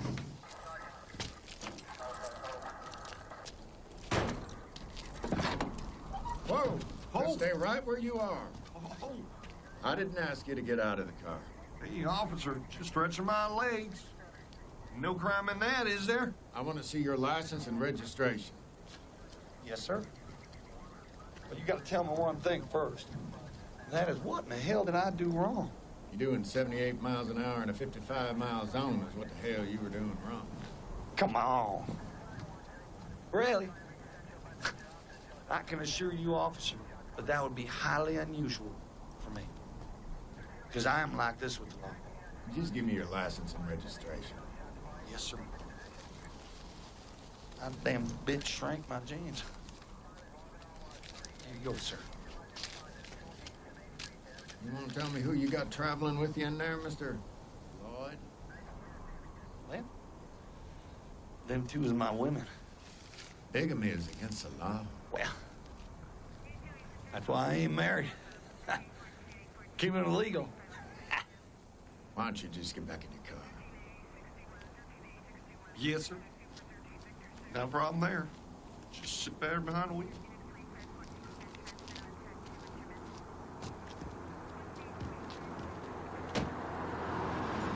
Well, it looks like there's going to be a slight delay while the good officer clears matters up.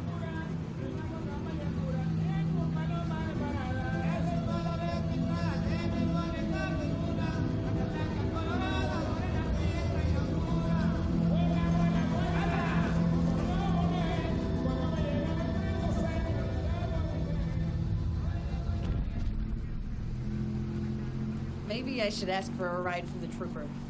Get out of your hair. No, I wouldn't hear of it. You just hold on. Hell, you only got about a mile to go.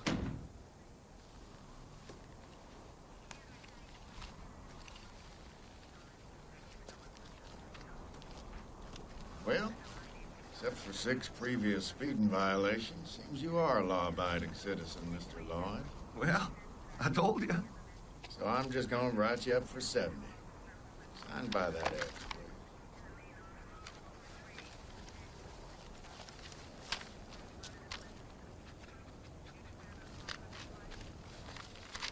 Try and slow down.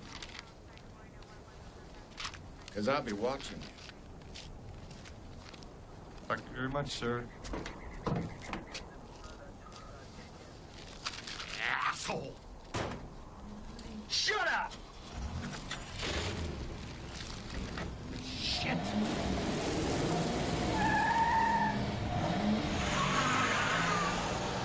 You just keep your eyes on this asshole.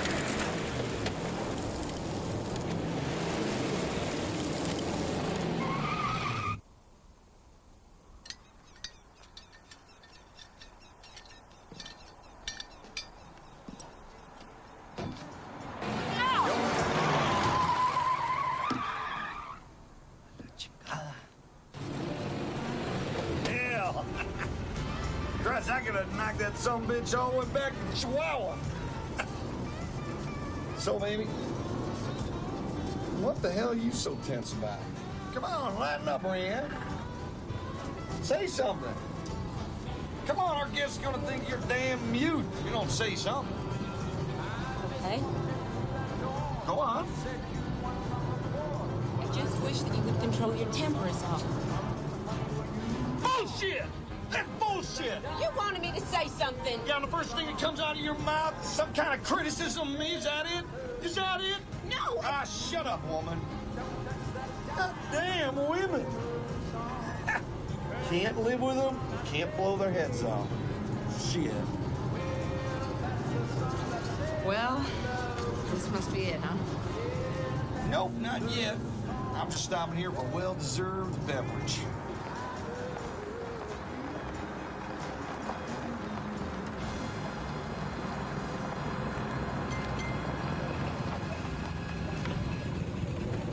Damn! I'm as thirsty as a chipmunk hung out to dry. Hey, you girls want to dab a little beverage? Not for me. Well, can't say I didn't try. I want you yapping behind my back now. Damn, it's good to be in America. Wake up, Sam. The man is here. Go. That damn went great. He's always got to come here and get his beer. You like that Australian beer? He's always got to get that. He says it reminds him of his dad. He took off for Australia and left him when he was 10. You know, Rhiann, you don't have to stay with him. Sometimes I just want to take a knife and cut his heart out. Honey, you don't want to do something like that. Now, look, I'm going to give you the number of a woman's shelter. You can call them any time, and they can help you out, okay? Yeah. What I got here, man, this is the mother load. Hell, I don't know what the hell these things do, but they sure like paying for them. Yeah, I can't program my VCR. You know, you may want to use that phone over there. Here. Take care of yourself, Rhiann, huh? Don't you worry about me. I'll be fine. Don't give me that. Damn, that's more kids I've ever seen. Thanks for the ride.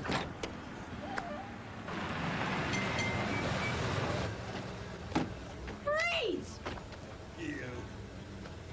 Say, do either one of you know where we could find a place to camp around here tonight? I'm sorry, I'm not from around here. Down the road about 10 miles. About 10 miles? Okay, great. Thanks a lot. Bye-bye. I'm going to Mexico with my Rhiann. Well, I hope it works out for you. Watch the water down here. I know that water's supposed to be rough. Hey, Frank. Give you the shits, they say, that water down in Mexico. Yes, come here. You remember that guy I told you about? He gave me these.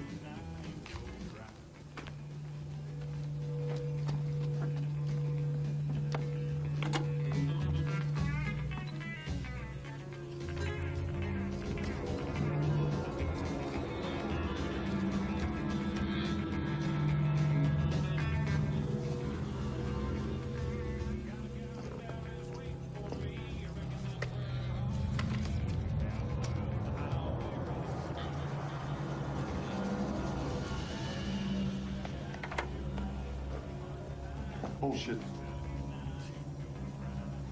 It's bullshit, Sam. Show these to anybody else? Oh, Frank. No, that's your girl. Bullshit, Sam! You show these to somebody else? No, I didn't show them nobody That's else. bullshit! I think I must have dropped my wallet.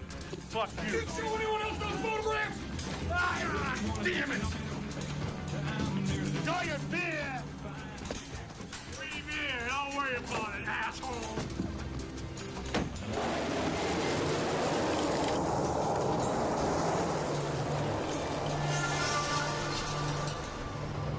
What the hell? Frank, what are you doing? Rhiann, throw me a beer, would you? Frank, would you stop, please? I was getting out there. Frank, there's a tow truck back there. Maybe you just didn't realize. Damn! Will somebody please tell me why is it that women can change their mind whenever the mood strikes them? Huh? Look, we all have moments where we rethink choices, Frank. It's natural. Natural pain in the ass. You want a beer? Brian? You sure you don't want a beer? Yes. You do want a beer. No. See, that's what I mean. Yes, no, yes, no, yes, no. Now, do you want a beer or do you not want a goddamn beer? No, Frank, I don't want one of your goddamn beers, so why don't you shut the hell up and leave me alone?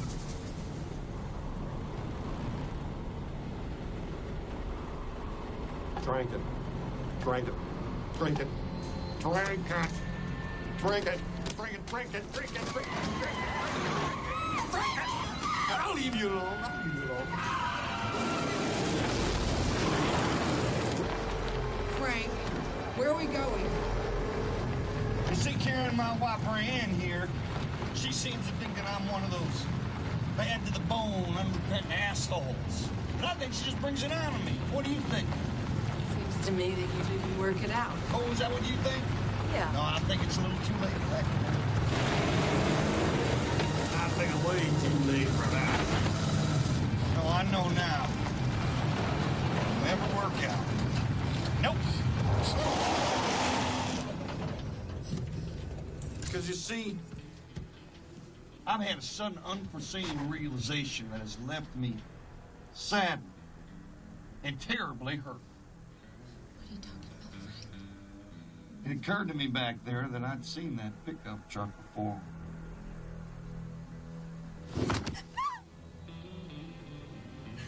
Maybe, Rand, maybe you might have an understanding going on. Is that true?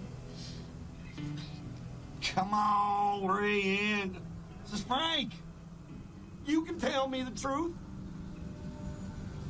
Yeah. Ah, you always lying to me. Sam, was thoughtful enough to show me some photographs of you. I was shocked, honey. I'd never seen you like that before. I don't know what you mean, Frank. Talking about the fucking beater you've been fucking! That's what I'm talking about! He's gonna kill me! Frank, look at me. No, she's right. I am gonna kill her. Shit's what it is. Frank, talk to me. Come on, turn around. We can talk about this. No, baby. Frank, we can work this out. Come on, you're a big guy. You don't need a gun. Frank, put the gun down.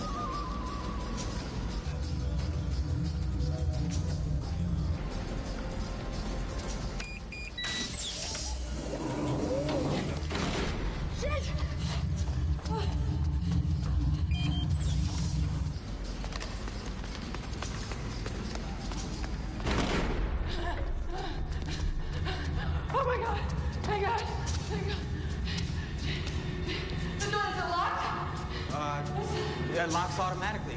You sure? Well, is it bulletproof? Yeah, I suppose so. We have to call the police. This man, he just shot his wife. Just relax. Nobody can get through that door. No, you don't understand. The man outside, he's a killer, and he's after me. Just relax. You're hurt. Let me go get something to clean that cut. No, listen. What is your name? Huh? Brian. Okay, Brian. Do you understand me? You have to call the police now. You got me? Huh?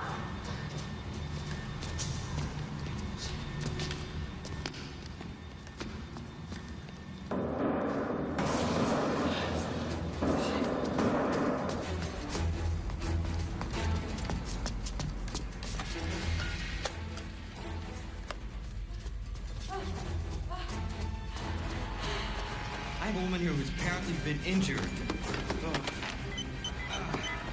Hold on a second. Shit!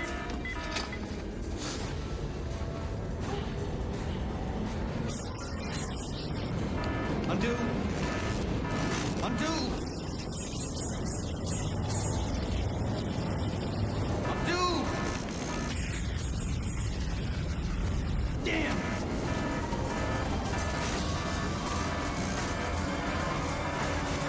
Oh my God.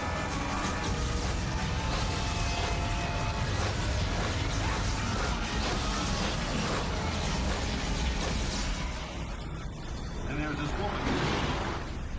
She's some kind of secretary or something. She sees my belt buckle, right? And she says, she goes like this. She says, Frank, that's a good-looking belt buckle. And I don't know, this just popped into my head. Don't ask me how. I just said to her, guess what I said? Somebody, guess what I said to her? I don't know, Frank. What'd you say? I said, it'd look even better with your forehead pressed against it. It just popped into my head, you know? What's the matter? You don't want to experience my razor-sharp wetback?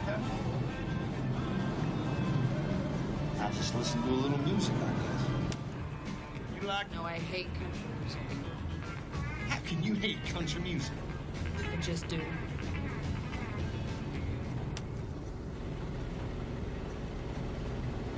What's there in that book you read? Psychotherapy. Is that right? It provides a framework to work out what you might do if you could go back and change your life. Well, I know it sounds like bullshit to you, Frank. well, you just took the words right out of my mouth. But it's not. It's therapeutic role-playing. Well, you like that role-playing thing, do you? Yeah, just like Tarzan and Jane, right, Frank? You and I are connected. You are reading my mind, girl. And if you don't mind me saying, you're driving just a little too fast for your own good. I bet it feels like 55, don't it?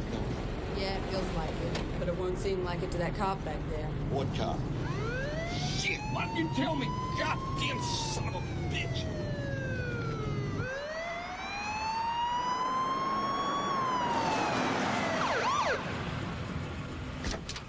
Son of a bitch. I already got 3 goddamn tickets. Oh, sure, it's gonna go sky high. Whoa, whoa, why don't you just stay right there, mister? I did not ask you to exit your vehicle. Hey, officer, just stretch my legs. I want to see your license and registration. Yes, sir. You gotta tell me one thing first. That is, what in the hell did I do wrong? Doing 78 miles an hour and 55 miles. What are you doing? The gun, Rayanne, where is it? What gun? What are you talking about? Frank's gun, where is it? Oh, he never goes anywhere without that gun. Shit. She was my woman. Bigamy is against the law. Well, Bonnie, Carrie. Excuse me, officer? Could you tell me where the nearest gas station is? Ma'am, would you please return to your vehicle? Yeah, get back in the car now. Ma'am. Now listen to that officer now, and you go back into that damn car. Yeah, because you see, I had a little problem with my car, and he's got a gun, officer!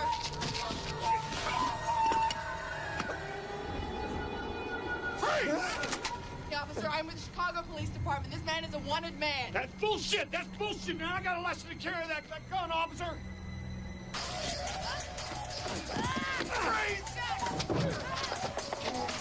Damn it!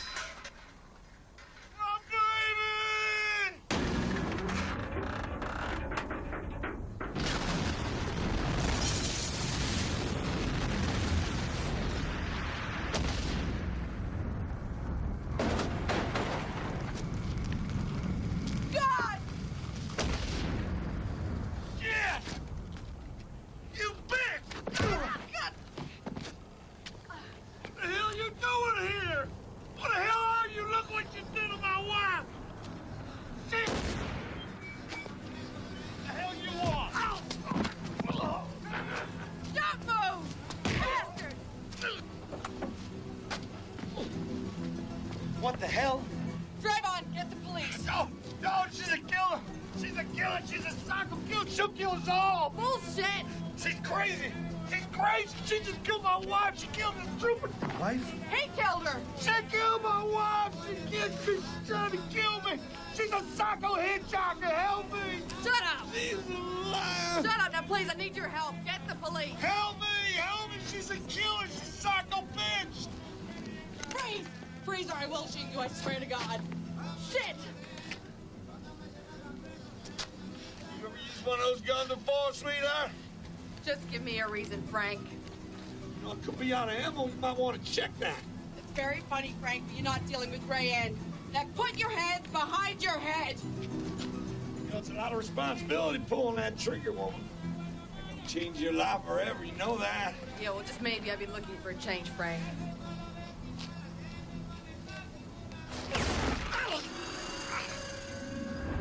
Shit! God damn it! You bitch! Hold it right there!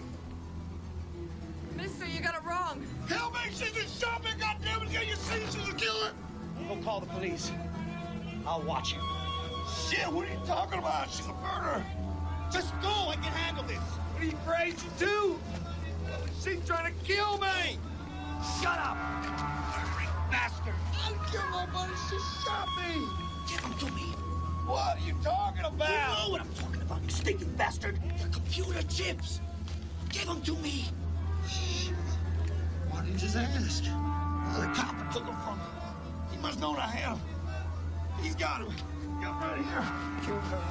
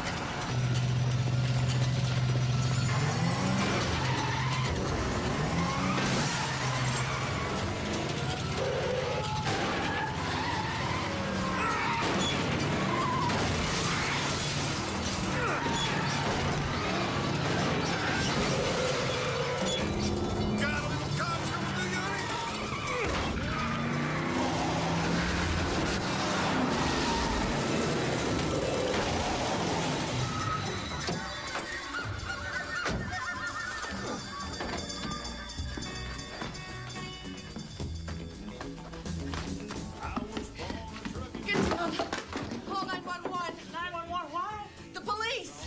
Shit. Phone don't work, lady.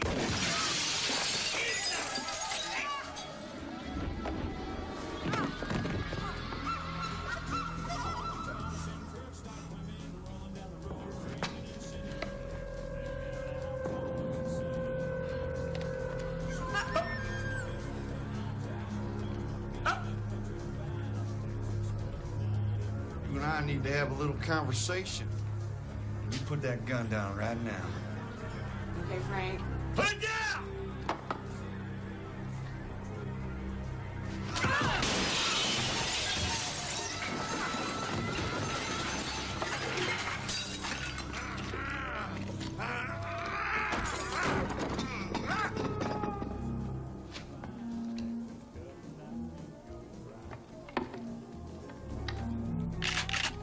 Come on, baby. Come on, baby. I kinda like you.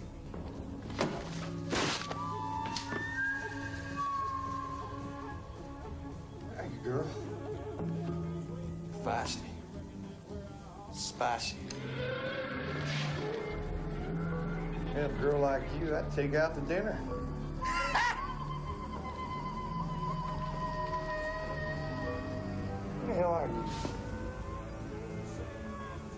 What are you coming into my life for, huh? Yeah, you want? Ah! Shit, I'm so sorry I gotta kill you. Hell, I'd like to take you home, my papa. He'd like to meet you. Bitch, where are you?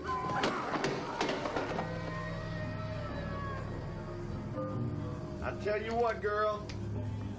I've been nice to you. You were nice to me. How's that?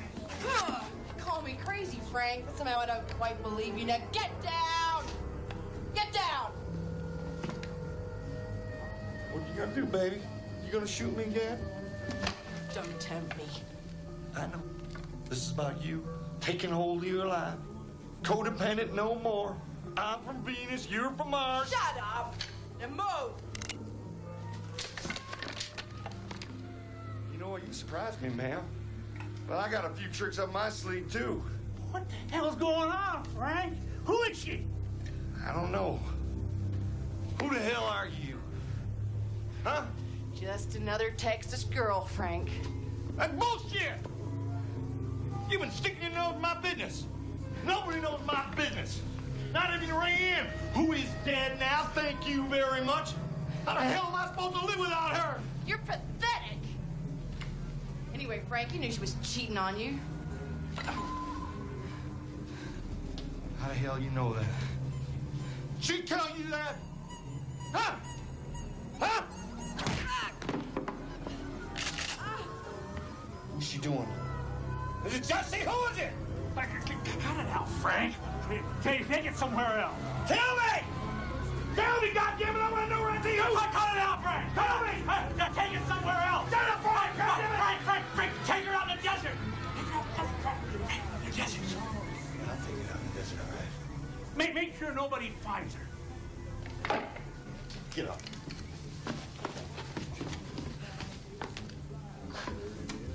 I'll talk to you later, Sam. Hell, nobody's gonna find you except the coyotes. Better make it quick, then, because someone's bound to come looking for this trooper. Oh, yeah? What's the trooper gonna say? She's gonna have to shut you right. Now, you listen to me. You say anything, I'll kill them all. I swear. Okay. Hi. Can I help you? Yeah, we wondered if either one of you might know if there's a campground located around here.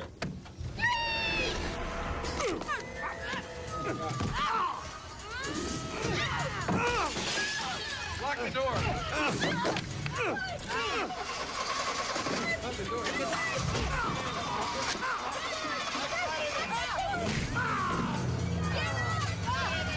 Get out of here! Move!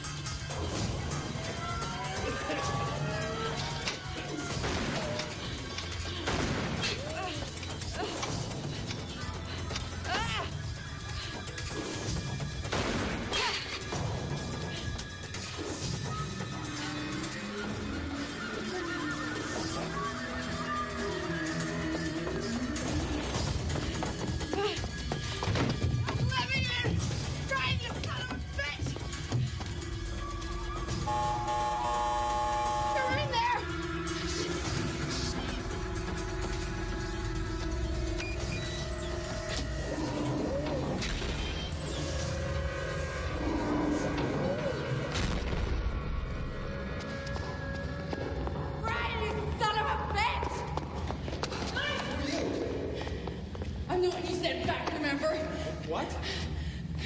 Your name's Brian, and there's something in here that sends people back in time. Take me, for example. I don't know you. I was here before, and you sent me back, and I've just relived a nightmare. I've never seen you before in my life. Yes, you have.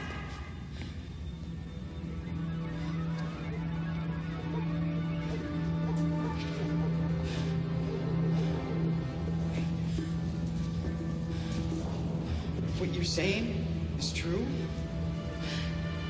I wouldn't remember it because it wouldn't happen yet. Okay. This is incredible. I must have documented this. No, you listen to me, Brian. A lot of people were just killed. Another killer is outside and he's after me. But we'll call the police. No, that is not going to work. Now, I want you to send me back. I'll change what happened. I can go back and I can make it work. I can fix it. I have no idea what the residual effects of that thing might be. I'll tell you what the effects are, Brian. People die. Well, if you go back, you might make it worse. No, I've already made it worse. Okay? This time, I'm gonna need more time. I'm gonna need at least an hour. I've only designed it for 20 minutes. But that's gonna put me right back where I was. You're gonna have to come with me. You want proof that your machine works, Brian? You come with me.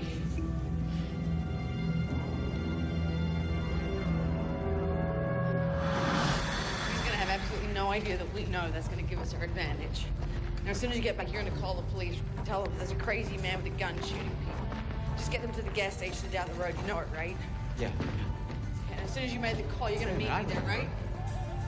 You're that woman from Chicago with the hostages. Yeah, it's a pity this thing can't go back 3 days. Come on, get on. Come on, you first. Matter, don't you trust me? Something like that. Come on, together.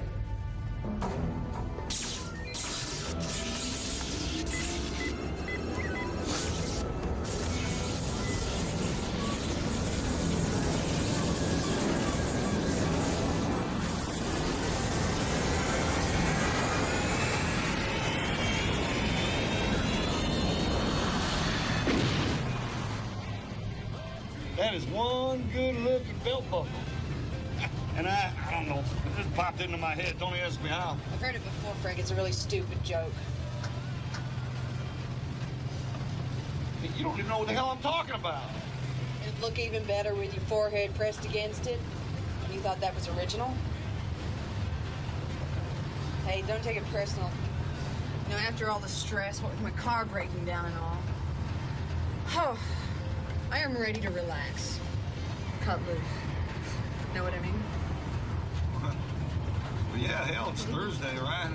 God damn it. It's only a day away from the weekend, huh? That's right. What do you do about your car? Ah, hell with it. I like yours better anyway.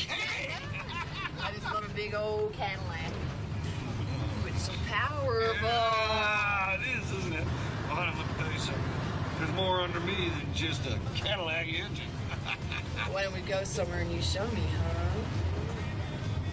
Man, that sounds like fun, don't it? You stop it. This isn't funny. Come on, Rayanne. You know how much I love this. I know. You know what? There's a motel about 5 miles up. We'll go there. Ooh, I love motels. You do?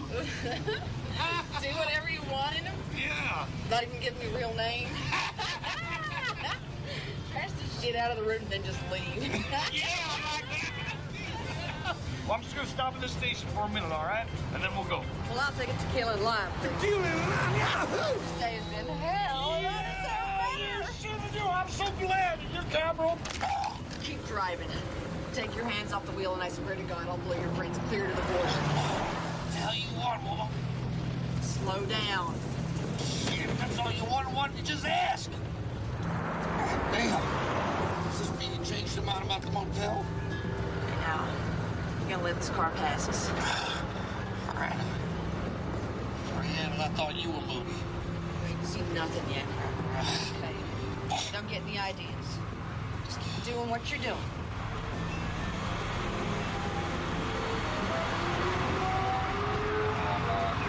Well, maybe you are different alcohol together. Afternoon, officer. What the? Don't test me! As soon as you get a chance, you get as far away from this asshole as you can. You got it? Then again, I may just kill him for you. Solve both our problems. You bitch! I tried to help you, and this is the gratitude I get. God damn it, woman, you better learn some manners and shit. Don't fly taxes. Yeah, well, maybe that's why I left. Just let it go on by. It's difficult as it is, Frank, try and act like a normal human being.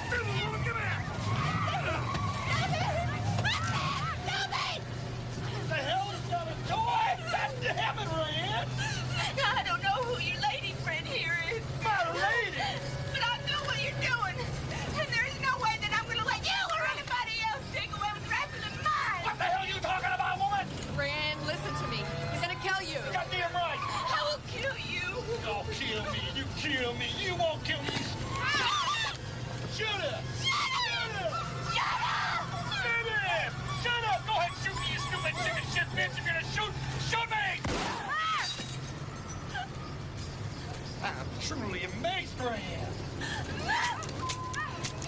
Well, I'll be damned. It's the first time in your life you ever listened to me. Now look what you did to my goddamn ear.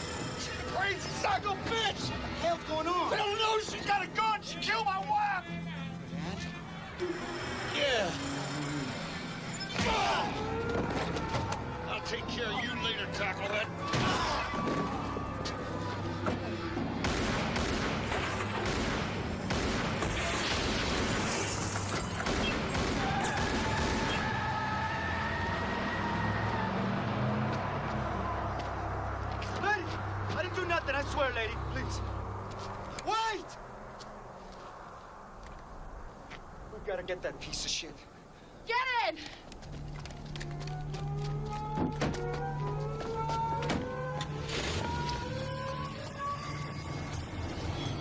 Shit, we're not going to catch him. He's too far ahead of us. Yeah, well, not for long. Your pickup's going to be giving him a little trouble. No, no way. I just had it serviced. Have you checked the tires lately?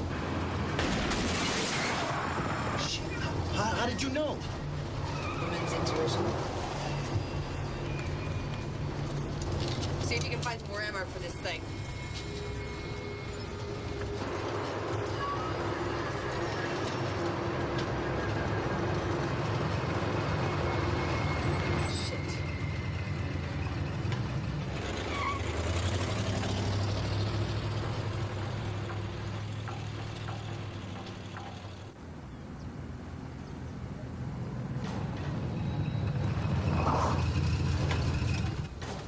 Where the hell are the police?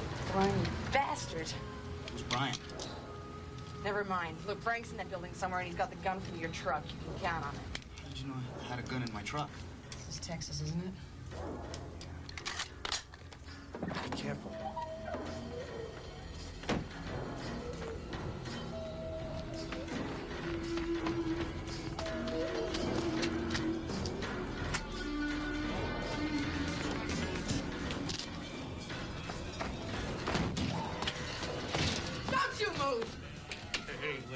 Whatever you want, take it.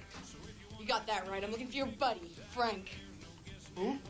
Frank! Where is he? I got a little something for him. I'm right here, sweetheart. Come and get me. Come on out, Frank. It's over! It's not over till that big, ugly, fat woman sings that little song. Ya-da-da-da-da. Hey, Sam. I think I found your missing daughter here. Really? Suppose these are real. Officer, I can explain. Shit. I got it covered, officer! I got her! All right, everybody, drop your guns.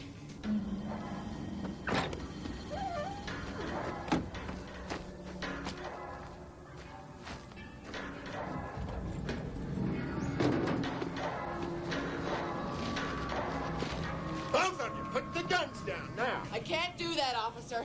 That man there is trying to kill me, and this man here is his accomplice. Sam? I don't know what you're talking about, Parker. He's gonna kill you. Don't you trust him? That's bullshit, officer. I picked up this woman hitchhiking. She killed my wife for her, and she's gonna kill Sam and me. Arrest her. Bullshit. He's a thief and a killer. He's carrying some sort of contraband. Make him open his shirt. Check him. Okay, well, first, just everybody put your guns down. We can work this out. Come on now. Okay, we can work this out, but I'm not putting this down before you disarm him. You hear her, sir? She'll lower her weapon if you'll lower yours. Who the hell are you?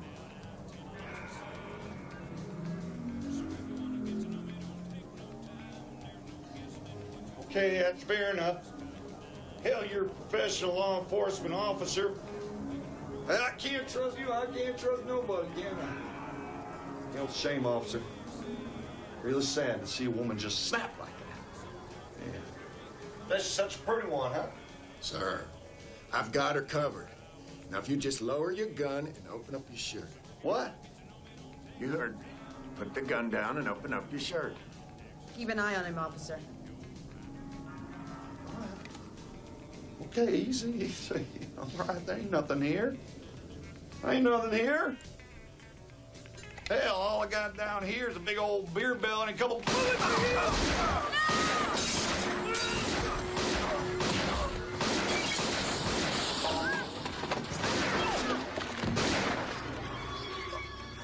She was right, and you were wrong.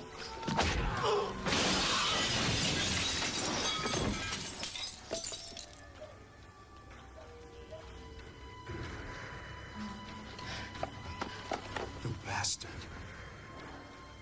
You killed her. Yeah, well, Rayanne always did like it south of the border. Go ahead. Go ahead. I said go ahead. Get it.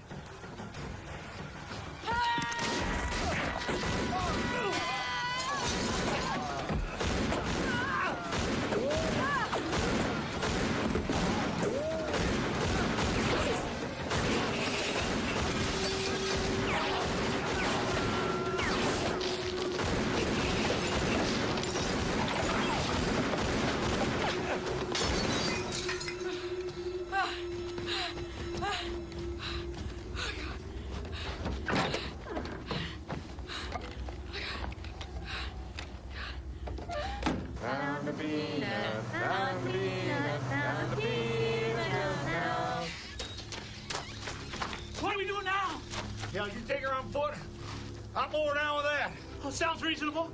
But what do we do with all those bodies? Hell, Sam, we'll say a prayer, take their watches, walls, and burn them. Ah, that's gonna stink. Just now I cracked. Stop! This doesn't look good. Stop! Stop! Don't stop! I don't want to hit her. Let me in, please! Drive! Where to? Just go, go, away from here, come on! Shit!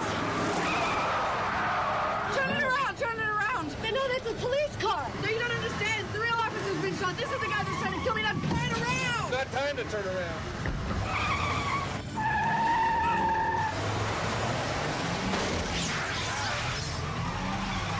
You are breaking the law. You are on the wrong side of the road. Uppercut!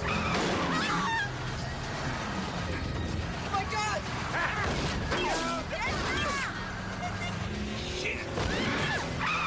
Damn!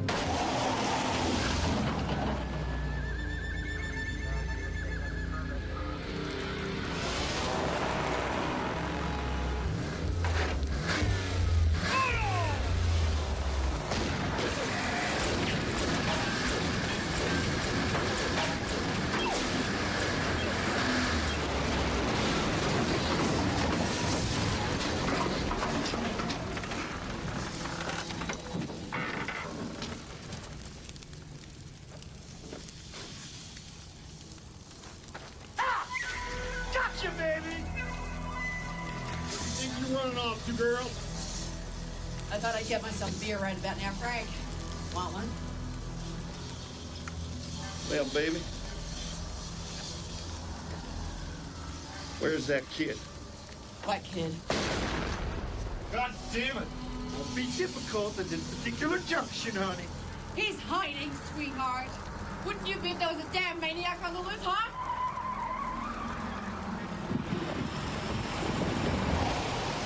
Hold it. Brian, don't you think you're a little late? You know him? Frank.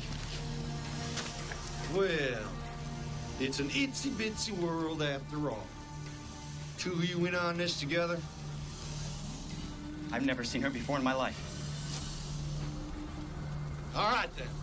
We're going to Juarez and that mother right there, and you get moving. I'm going to Mexico. Wait, hold on, Frank. Listen. If you're responsible for all this, you're never going to make it to the Mexican border. They'll send you right back. Why?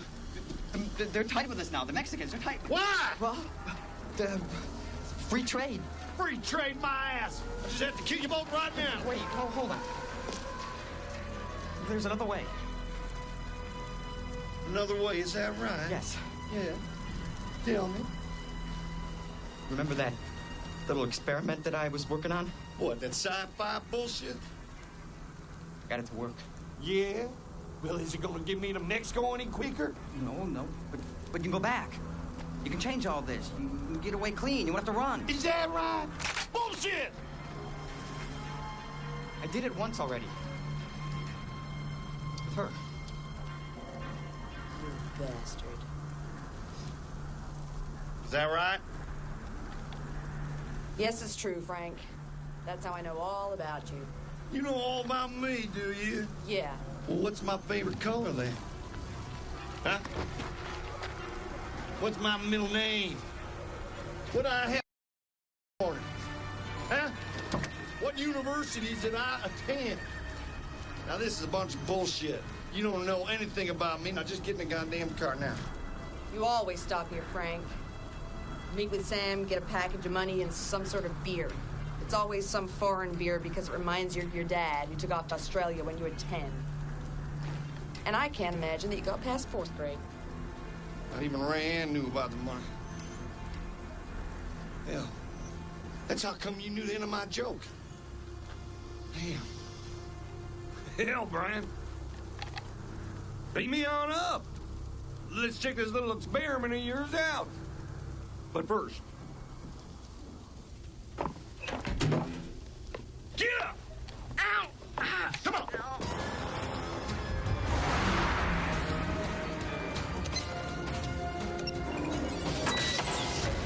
Yeah, let's see what a little family we got here. 4 little peas in a pod and a tunnel of love, huh? So why didn't you call the cops, huh? I did call them. They thought I was crazy. They kept laughing at me and hanging up. All right, Mr. and Mrs. Conversational, knock it off.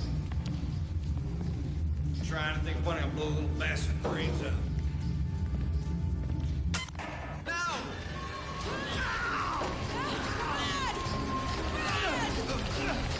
Come on!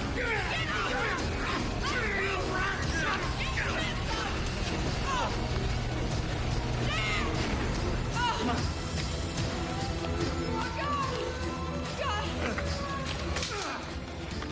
Open sesame! Get up!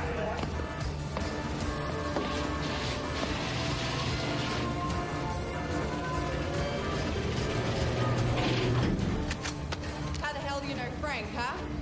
He has been very difficult to procure computer microchips. I didn't know that he was a gun-toting psychopath. I mean, yes, he was loud and obnoxious and he smelled bad, but I had no idea that he was insane. All of this is over some stinking computer chips? Not just computer chips. These are very difficult to obtain, government-developed microchips. We're gonna have to go back again, Brian.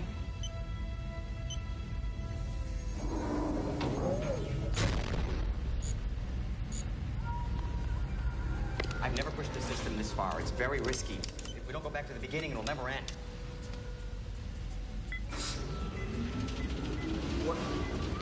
What's happening?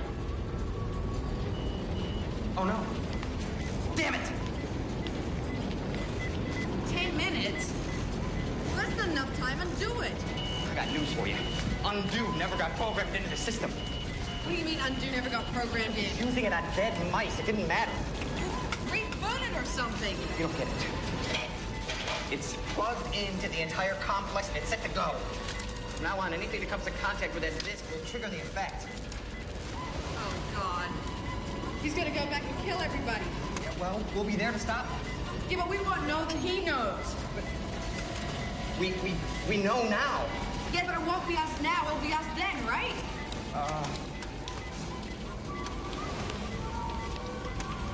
Wait!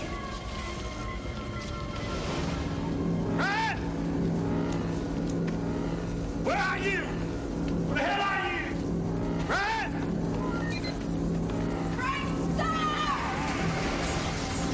What the hell? There you are!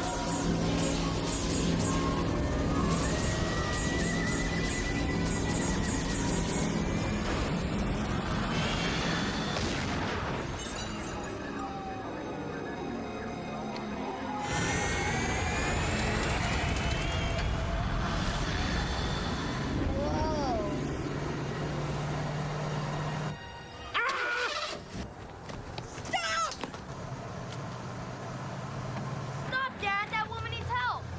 I don't know, but this doesn't look good. No, stop. Don't stop. I don't want to hit her. Get in. He's coming in the trooper's car. Turn around, Dad. There's somebody coming. How'd you know that? I just went through the machine, too. Oh, my God. That's a police car, son. I know. The cop said he shot him. He's right. The man driving's a killer. But let's go. Not reverse. Not reverse.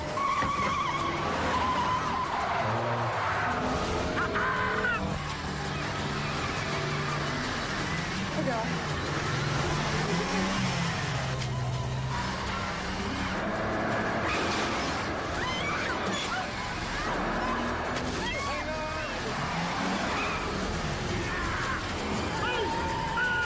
Get faster. Come on, Brad.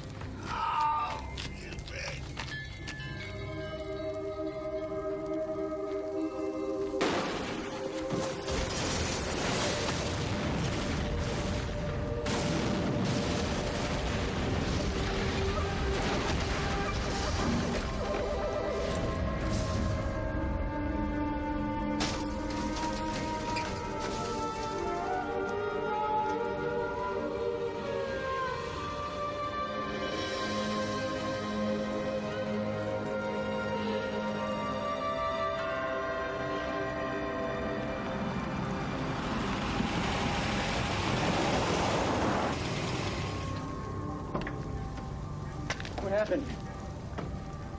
You sent this kid back through your machine, Brian. No. Yes! He told me he's gone through it. That machine has got to be destroyed. We go back one more time. One more time, back to the beginning, so that none of this can ever happen again. You got it?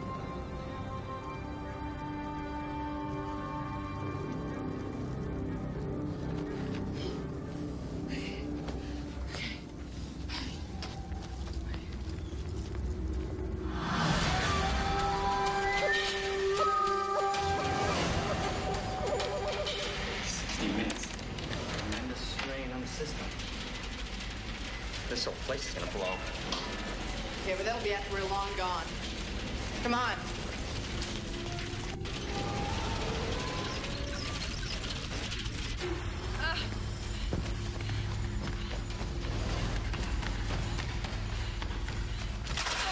I thought you two would show up pretty soon.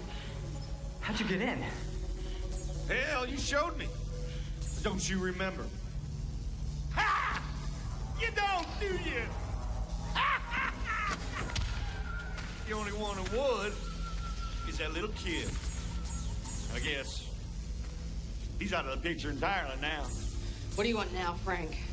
Well, I tell you, Brian, that is a damn amazing machine you got there. And I've been thinking about all the fun I can have with it. You know what I can do? I can kill the both of you, zap myself back 10 minutes, and kill you again. And again, and again, and again. Not a very noble ambition, Frank. Maybe you should aim a little higher, you bastard. Hell with that. Rand's gone, and I just want to have a little fun. But you know what? I'm not familiar with that particular procedure there, Brian. You're going to have to explain it to me. No, I won't. Well, I'm sorry to say, sir. You don't have a choice. It's all up to you, Brian. How much time you want? Oh, a couple hours. I mean, you know, it's not my nature to be greedy, Brian. Time's wasted! Brian, don't. Sit down! Son of a bitch! Now, Brian, don't be no stupid fool now. Gotta be a hero. Okay. Come on. Don't worry about the bitch. Give me the goddamn thing. Come on.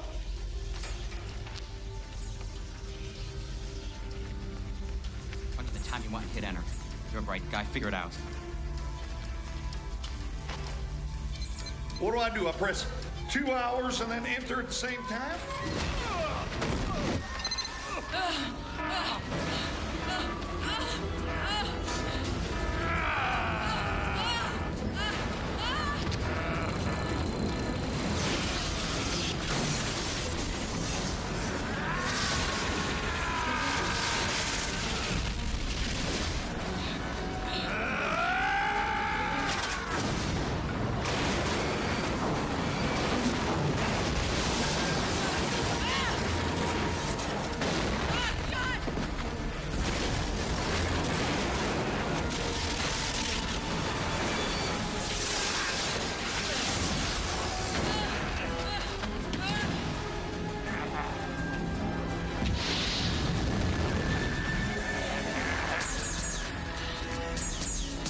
Damn good strapped the hood of my car.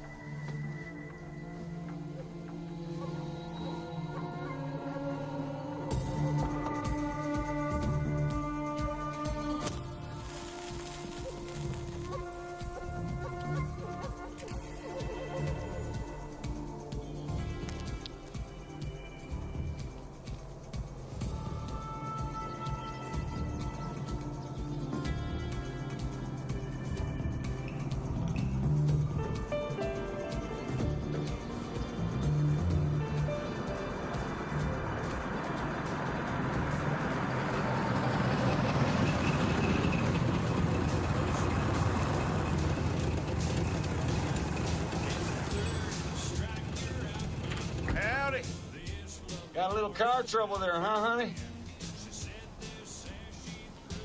No. No? Sure looks like it. Sure don't need anything? No, I sure don't. All right. Can't say I didn't try.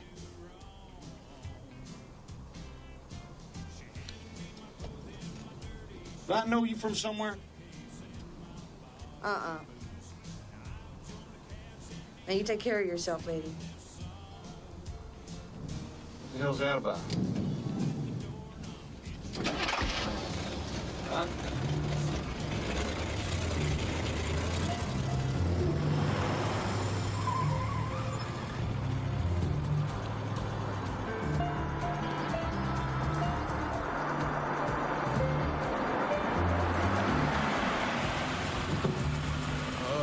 What seems to be the problem, man? Hi, my name's Karen Warren. I work for the Chicago Police Department.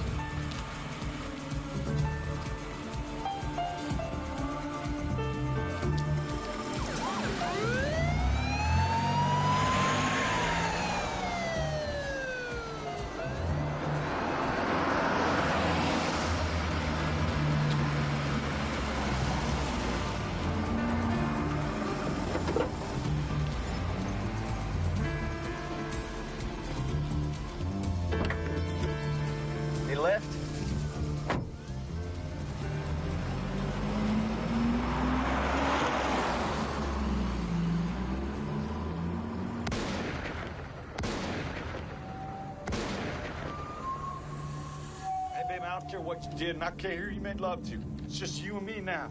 This money's for you and me, baby. Come on now, honey. Come on. Put that gun away. Now, you ain't gonna shoot me, Rayanne. I know that.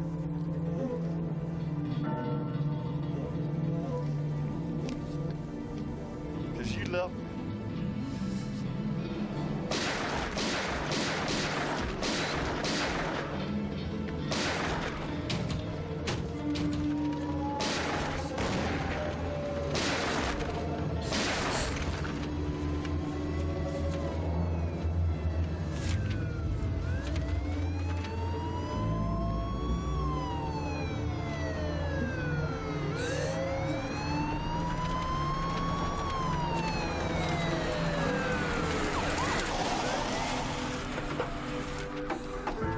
Drop the gun, man.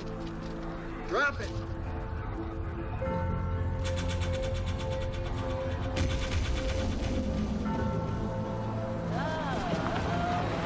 This doesn't look good. No, I think you're right. Let's go on down. All right, man. Put your hands over your head.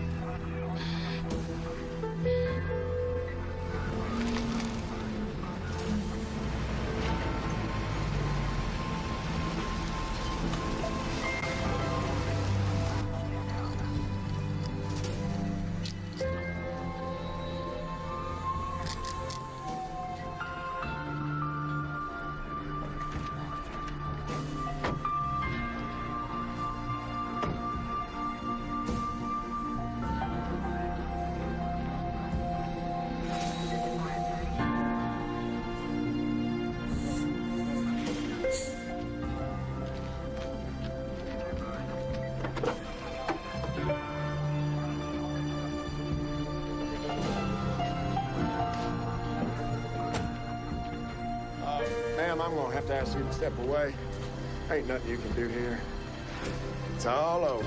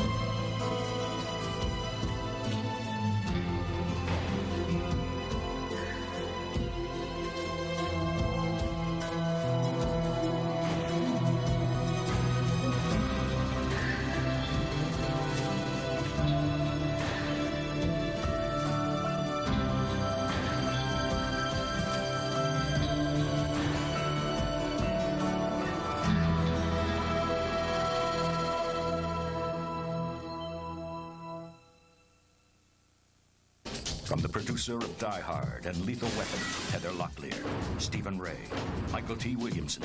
I will do whatever it takes to gain their trust. An undercover FBI agent, a mysterious assassin This guy came out of nowhere. with a secret motive. Somebody's trying to consolidate by taking out every major drug dealer in this city. And I want to know who it is! One man's justice I only take out the people nobody's gonna miss. is one woman's obsession. Think anybody would miss me? I didn't pull the trigger, did I? Want to cross the line? It's a seductive proposition, and you'll only get it here. Double Tap premieres Friday night at 10. Only here. Only HBO. Next on HBO. Hold on to your joystick and get ready for the ride of your life as HBO takes a high-tech romp into the erotic world of the internet. Sex Bites 2.5. Next on HBO. When you think HBO, what's the first thing that comes to mind? Blockbuster movies, championship boxing? No, you think about sex. Whoa, you got Real Sex 2000, Taxi Cab Confessions, and my favorite, Hookers on the Point. Now they got Hookers on the Point Part 2. What did I leave out? My show, it's funny, but it ain't sexy. I mean, look at me, come on, who wants to fuck me? The Chris Rock Show, a whole new season. Premieres Friday, September 12th. Part of Round Midnight. Fridays, late night, only on HBO. They say laughter is the best medicine. Well, obviously, the guy that said that wasn't getting any sex. It's been a long time. A long time since you've had real sex.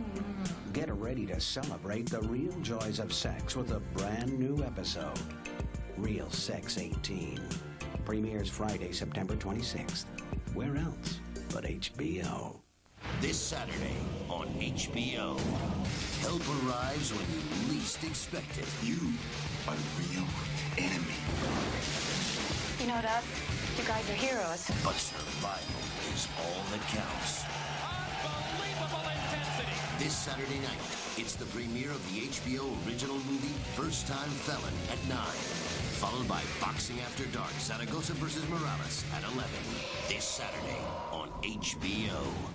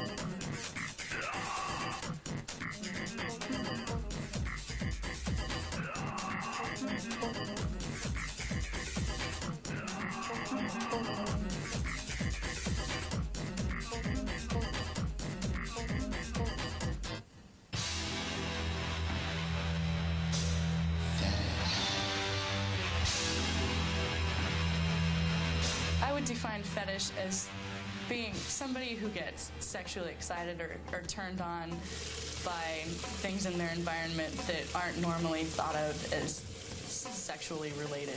Having one thing in particular that you're just so fascinated on and so fixated on. Usually that would be an inanimate object, but sometimes it can be something that is used on somebody or with somebody. That fetish enhances sexual relations. You get this, like, rush within you. Unless you're really, really boring, I think pretty much everybody has a certain fetish. I love a man in a uniform. No, I have a motorcycle cop fantasy. I really like the power, and I really like the strength of like a guy in a uniform. Hi, ma'am. I need to ask you a few questions real quick. From a motorcycle cop standpoint, Eric Estrada playing Frank Poncherello in Ships really did it for me the most. And I haven't done anything wrong. We can do this easy, we can do this hard. My favorite episode is the one where he's roller skating because he's wearing these really tight pants and he's roller skating around and stuff. I thought you were just going to do like some paperwork and stuff. You know what I mean? I'll just give you a little spank. We like to role play, and having her have that fetish kind of fulfills both of ours because I get to dress up like a cop and be authoritative. You like that? And that gives me a little bit of a rush. It makes her feel sexy because of the power play. What's your name? Fawn.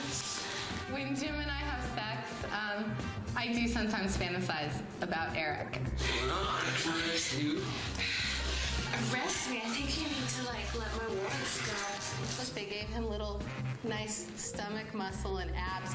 It's fun. Playfulness is lost. It's something that people just don't have in their bedroom anymore. I think I've paid my dues, you know? Not quite yet. Look, I mean, you basically almost invented this fetish, or I don't know, you didn't learn, you got it on your own. You didn't like read about it in a magazine or anything. It's been a pretty intense relationship since we've met. Laura's not only a dynamic person, but she has this scissor fetish. I like cutting the clothes off of myself. It's kind of like, you know, the striptease effect, but you're doing it in a more fashionable way. I love skizzers. I love cutting the clothes off my lover because I know that there's a little fear on their part, and to have that sort of power is exciting. Knowing they enjoy it, feeling the blades on their skin, wondering whether or not what I'm gonna do next. Castration is a very real possibility, and it's not something that I want, obviously, but the fear of it kind of makes an immediacy to the lovemaking.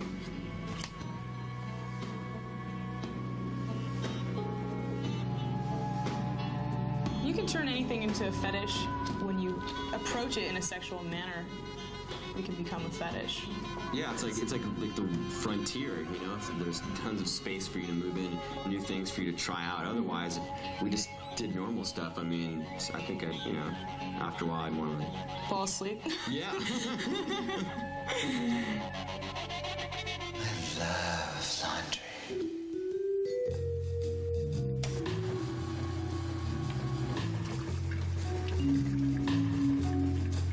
Well, I have a real thing for laundromats. I take time out of my busy schedule to spend time here. It's a very arousing thing for me.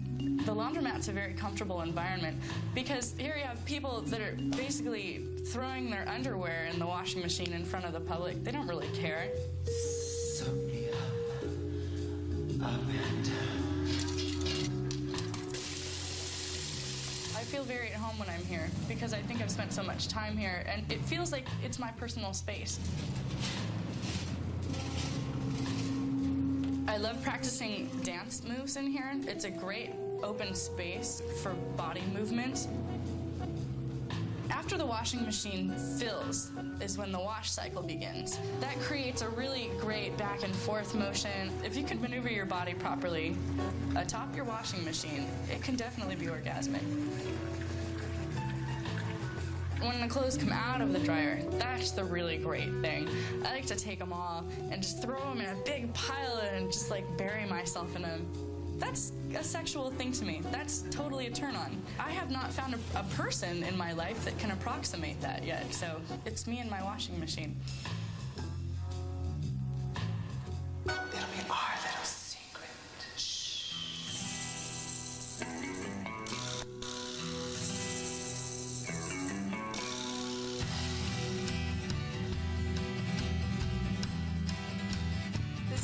pony girl and pony boy fetish. It's a little bit rarer than the average foot fetish or spanking fetish.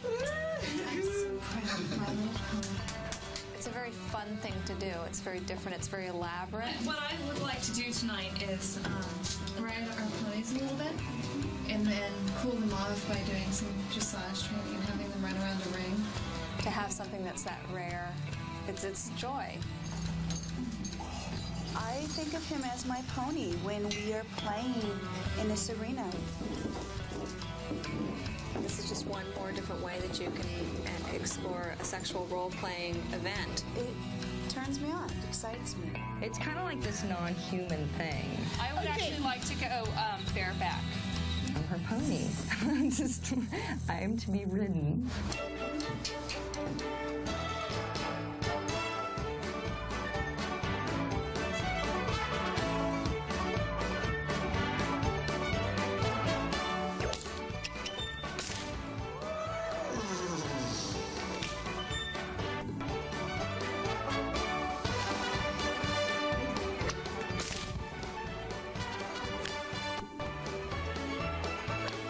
There's something really nice about having a woman riding my back.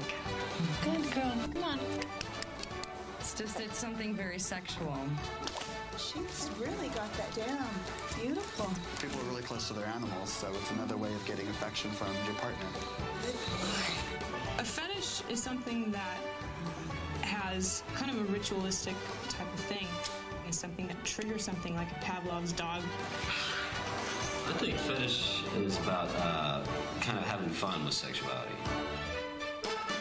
It gets you excited and gets you to feel like it's like the first time.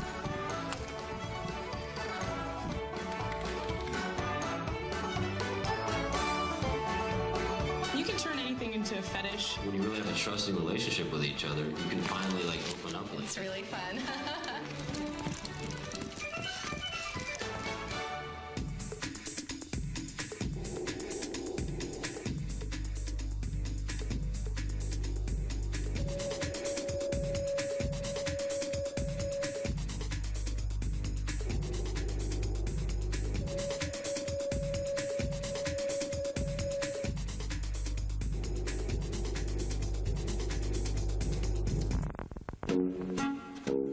Hello. My name is Dr. Simon Hoff. And I've invited a handful of delicious guests here for the weekend. To fulfill some very naughty sexual fantasies. Well, the best way to describe this project would be... Put your foot in and play with this movie. Something like a soap opera. What is that? It's Jessica. A little more racy than the TV variety. What's it for? To keep you chaste. The big difference is that you can see it on your computer. That's the big difference. Roll camera. Camera's rolling. Action. Can we have some sound from you, honey? That's perfect. Okay, cut. Dada House is a wild weekend house in Fire Island. Dr. Simon Hoff is the owner, and he invites different people every weekend, whoever he picks to his fancy, and has a wild time with all of them. What is that? This project is for the internet. The person on their computer is going to be able to read a complete story, watch videos of all the people, email all of our characters, and they'll all answer them back. It's okay to role play and to get into your fantasies, and there's nothing wrong with it, and everybody's doing it. It's just people aren't necessarily showing it. So where are we shooting next? We're going to shoot him masturbating over Simon. He is going to jerk off in the bath. Okay, what kind of angle do you want on him? High up above so we can see everything. Okay, quiet, please. Roll camera. Camera's rolling. Action. Albert is in the bathroom with a copy of Simon's book, relaxing in the jacuzzi. Claire interrupts him. You're acting very odd. I'm sorry, honey. I'm just really relaxing right now. I just don't feel like talking. Claire goes into the bedroom, leaving Albert all alone in the jacuzzi. Albert begins to masturbate. He's watching you. You don't know that, but you know you've been wanting to come to him, meet him, and you're just like jerking off over him. Okay. Okay? Fantasize. You need this? No, I don't need that. It's not your run-of-the-mill skin flick or a porno film. Keep going. I'll leave you to jerk off to Simon. Little bastard. It's moody and it's edgy and it's smart. And it is the wave of the future. And I think people are going to be very, very excited about this. Oh, there she is. Quiet, please. Camera's ready. Roll camera. Camera's rolling. Action. Barbara hears the door creak and sees Tony, the houseboy. Barbara orders him to come to her right away and make him kneel. She takes him over her knee and spanks him until his ass is red. Yes, mistress. Louder. I was interested in taking part in this show because I thought it was not just a skin flick. Oh, yes. I get to be seen as an actor, not as a piece of meat, even though I sometimes am seen as a piece of meat. Bye. Oh. It actually helps you with your acting. Oh, yes.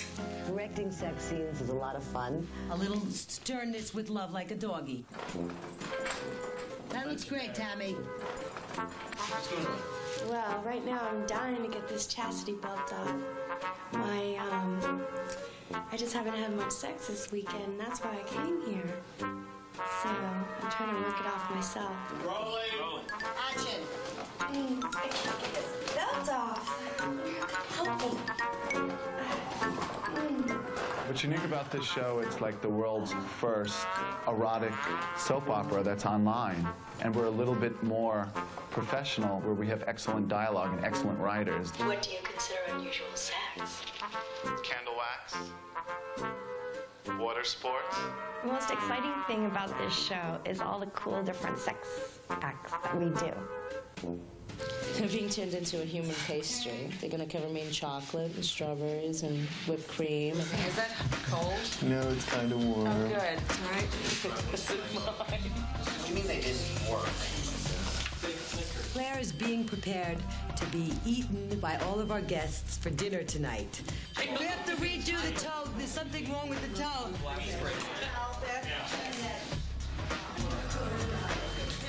Camera rolling. Action. Cut, sorry. Action. Your white underwear looks like shit. You know, I thought you had G-strings on. They want to see tits, not dick. I should lean towards each other. Good. The hardest thing about being an actor in this kind of realm is the love scenes and the sex scenes with not just one partner, with many different partners. Action. Oh, wow. Oh, man. It gets kind of hot and heavy, and there's some realness in there. It makes it tough, and you have to be professional. Cut. Sorry. Hold on. Appearing in something like this is my career. Excuse me. I mean, this is a natural thing for me, and I love it. Hold on. If she's straddling him, man. Everybody's left for the weekend, and Amy has had this chastity belt, and she's like been so horny all weekend. And Simon has kept this belt on her the entire weekend. He wakes her up, unlocks the chastity belt, and this is the absolute end of the weekend. And she is happy to have this off. That's why I'm letting her have her little fun right now.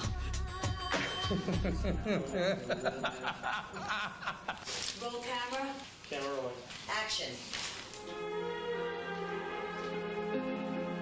Simon carries Amy into the living room. On a table are various tubes of paint and brushes. You're going to create another exquisite piece of art. What am I going to be today? Simon helps Amy out of her slip. We cut to shots of Simon painting Amy's voluptuous naked body.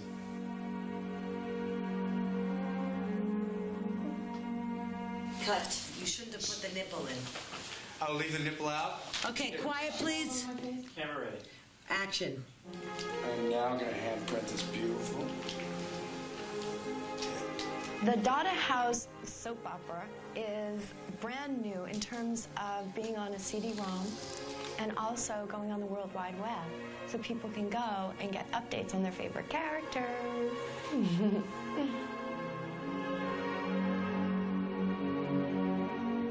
And their crazy sexual exploits. So I'm going to do some stuff. You go down on him, and then we'll take. Because I can do a few really cool stuff. Stand. Do everything you want to do, and when you go down, that's when I'm going to cut. Okay. All right. Blowjob. I hope that we can widen our viewers' horizon by them being able to open up their fantasies. Are you getting my nails on his chest? People can come visit Dada House 24 hours a day worldwide.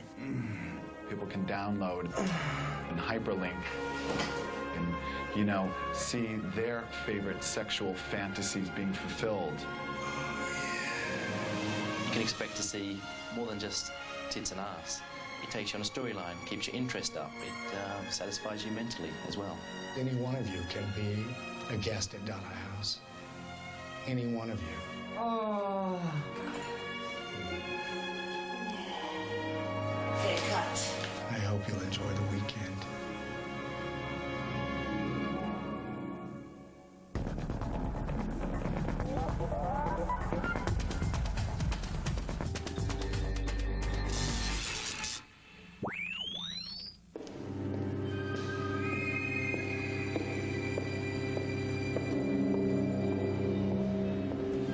She approached the bed in silhouette as a puma stalks its prey. On 2 feet rather than 4. Her likeness in the mirror revealed sinewy muscles from behind. As our eyes met, I knew that the hunt and the heat were both on. This time there would be no teasing. I would surrender it to the desire. She crept into bed in one fluid motion, and I lay still as her ruby-tipped paws ran along my body, down one side, over my breast, up the other from inside my thigh.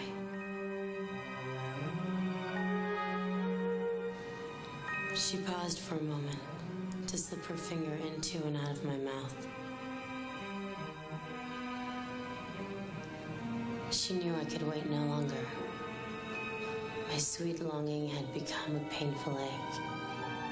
She positioned her body on mine and looked up to meditate on our reflection. When she began to purr, I knew that her moment would soon arrive. In a short while, so would mine.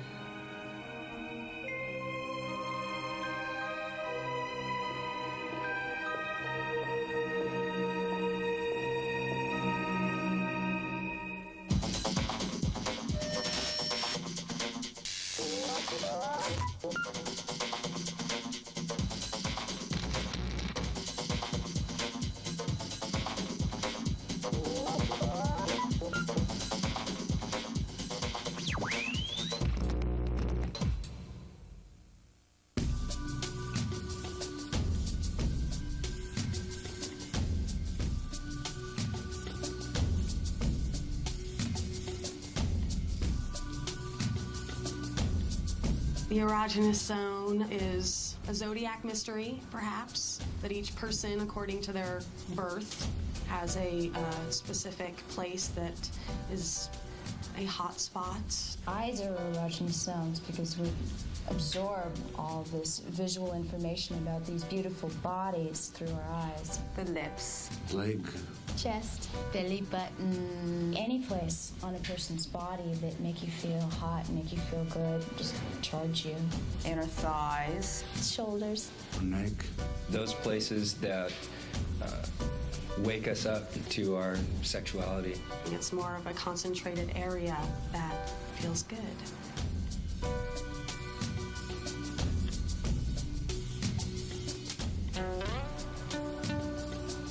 My erogenous zone is my feet. All the nerves end there in your feet. Toes are the best. It's sort of an extension of my penis in a way, to have my big toe in a man's mouth and make them suck it off. It's like the fag in me comes out or something. But it's also just very soothing. almost tickles to have a tongue between your toes. So you're teetering on that edge of almost insanity. I like that pressure. It's like stop, but don't.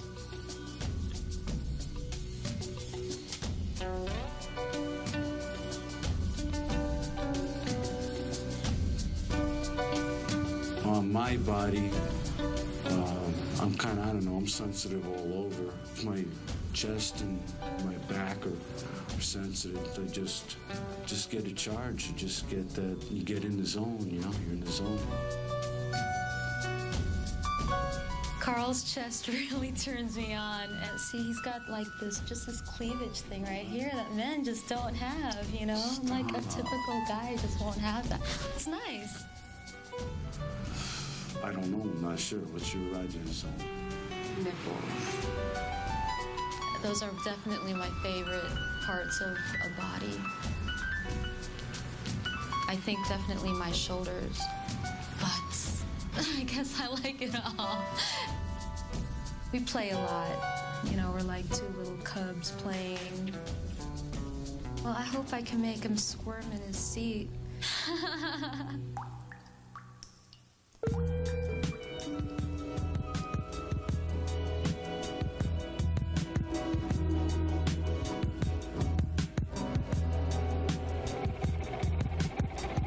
My hands are my erogenous zone. When somebody is paying attention to my hand, it's like they're paying attention to another part of my body as well. And I can go there, allow my mind to go there, and the arousal just, it happens. It's magic. For me, my head is an erogenous zone because I like to be intellectually stimulated. I love to just run my fingers through my hair and pull, just feel what's going on here, and just release any type of blockage or tension that there is. Knowing that Sean Paul's hands are those hot spots is wonderful, because while he's manipulating my head, it's stimulating his hot spots at the same time. So it's kind of a symbiotic pleasure unit.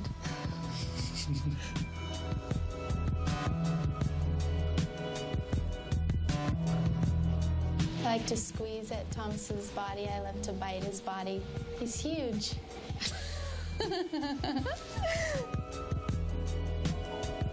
I love his hips. I love the bones right there. I can touch Tiffany in certain spots. I can touch her legs, I can touch her stomach, I can feel her quiver when I touch her.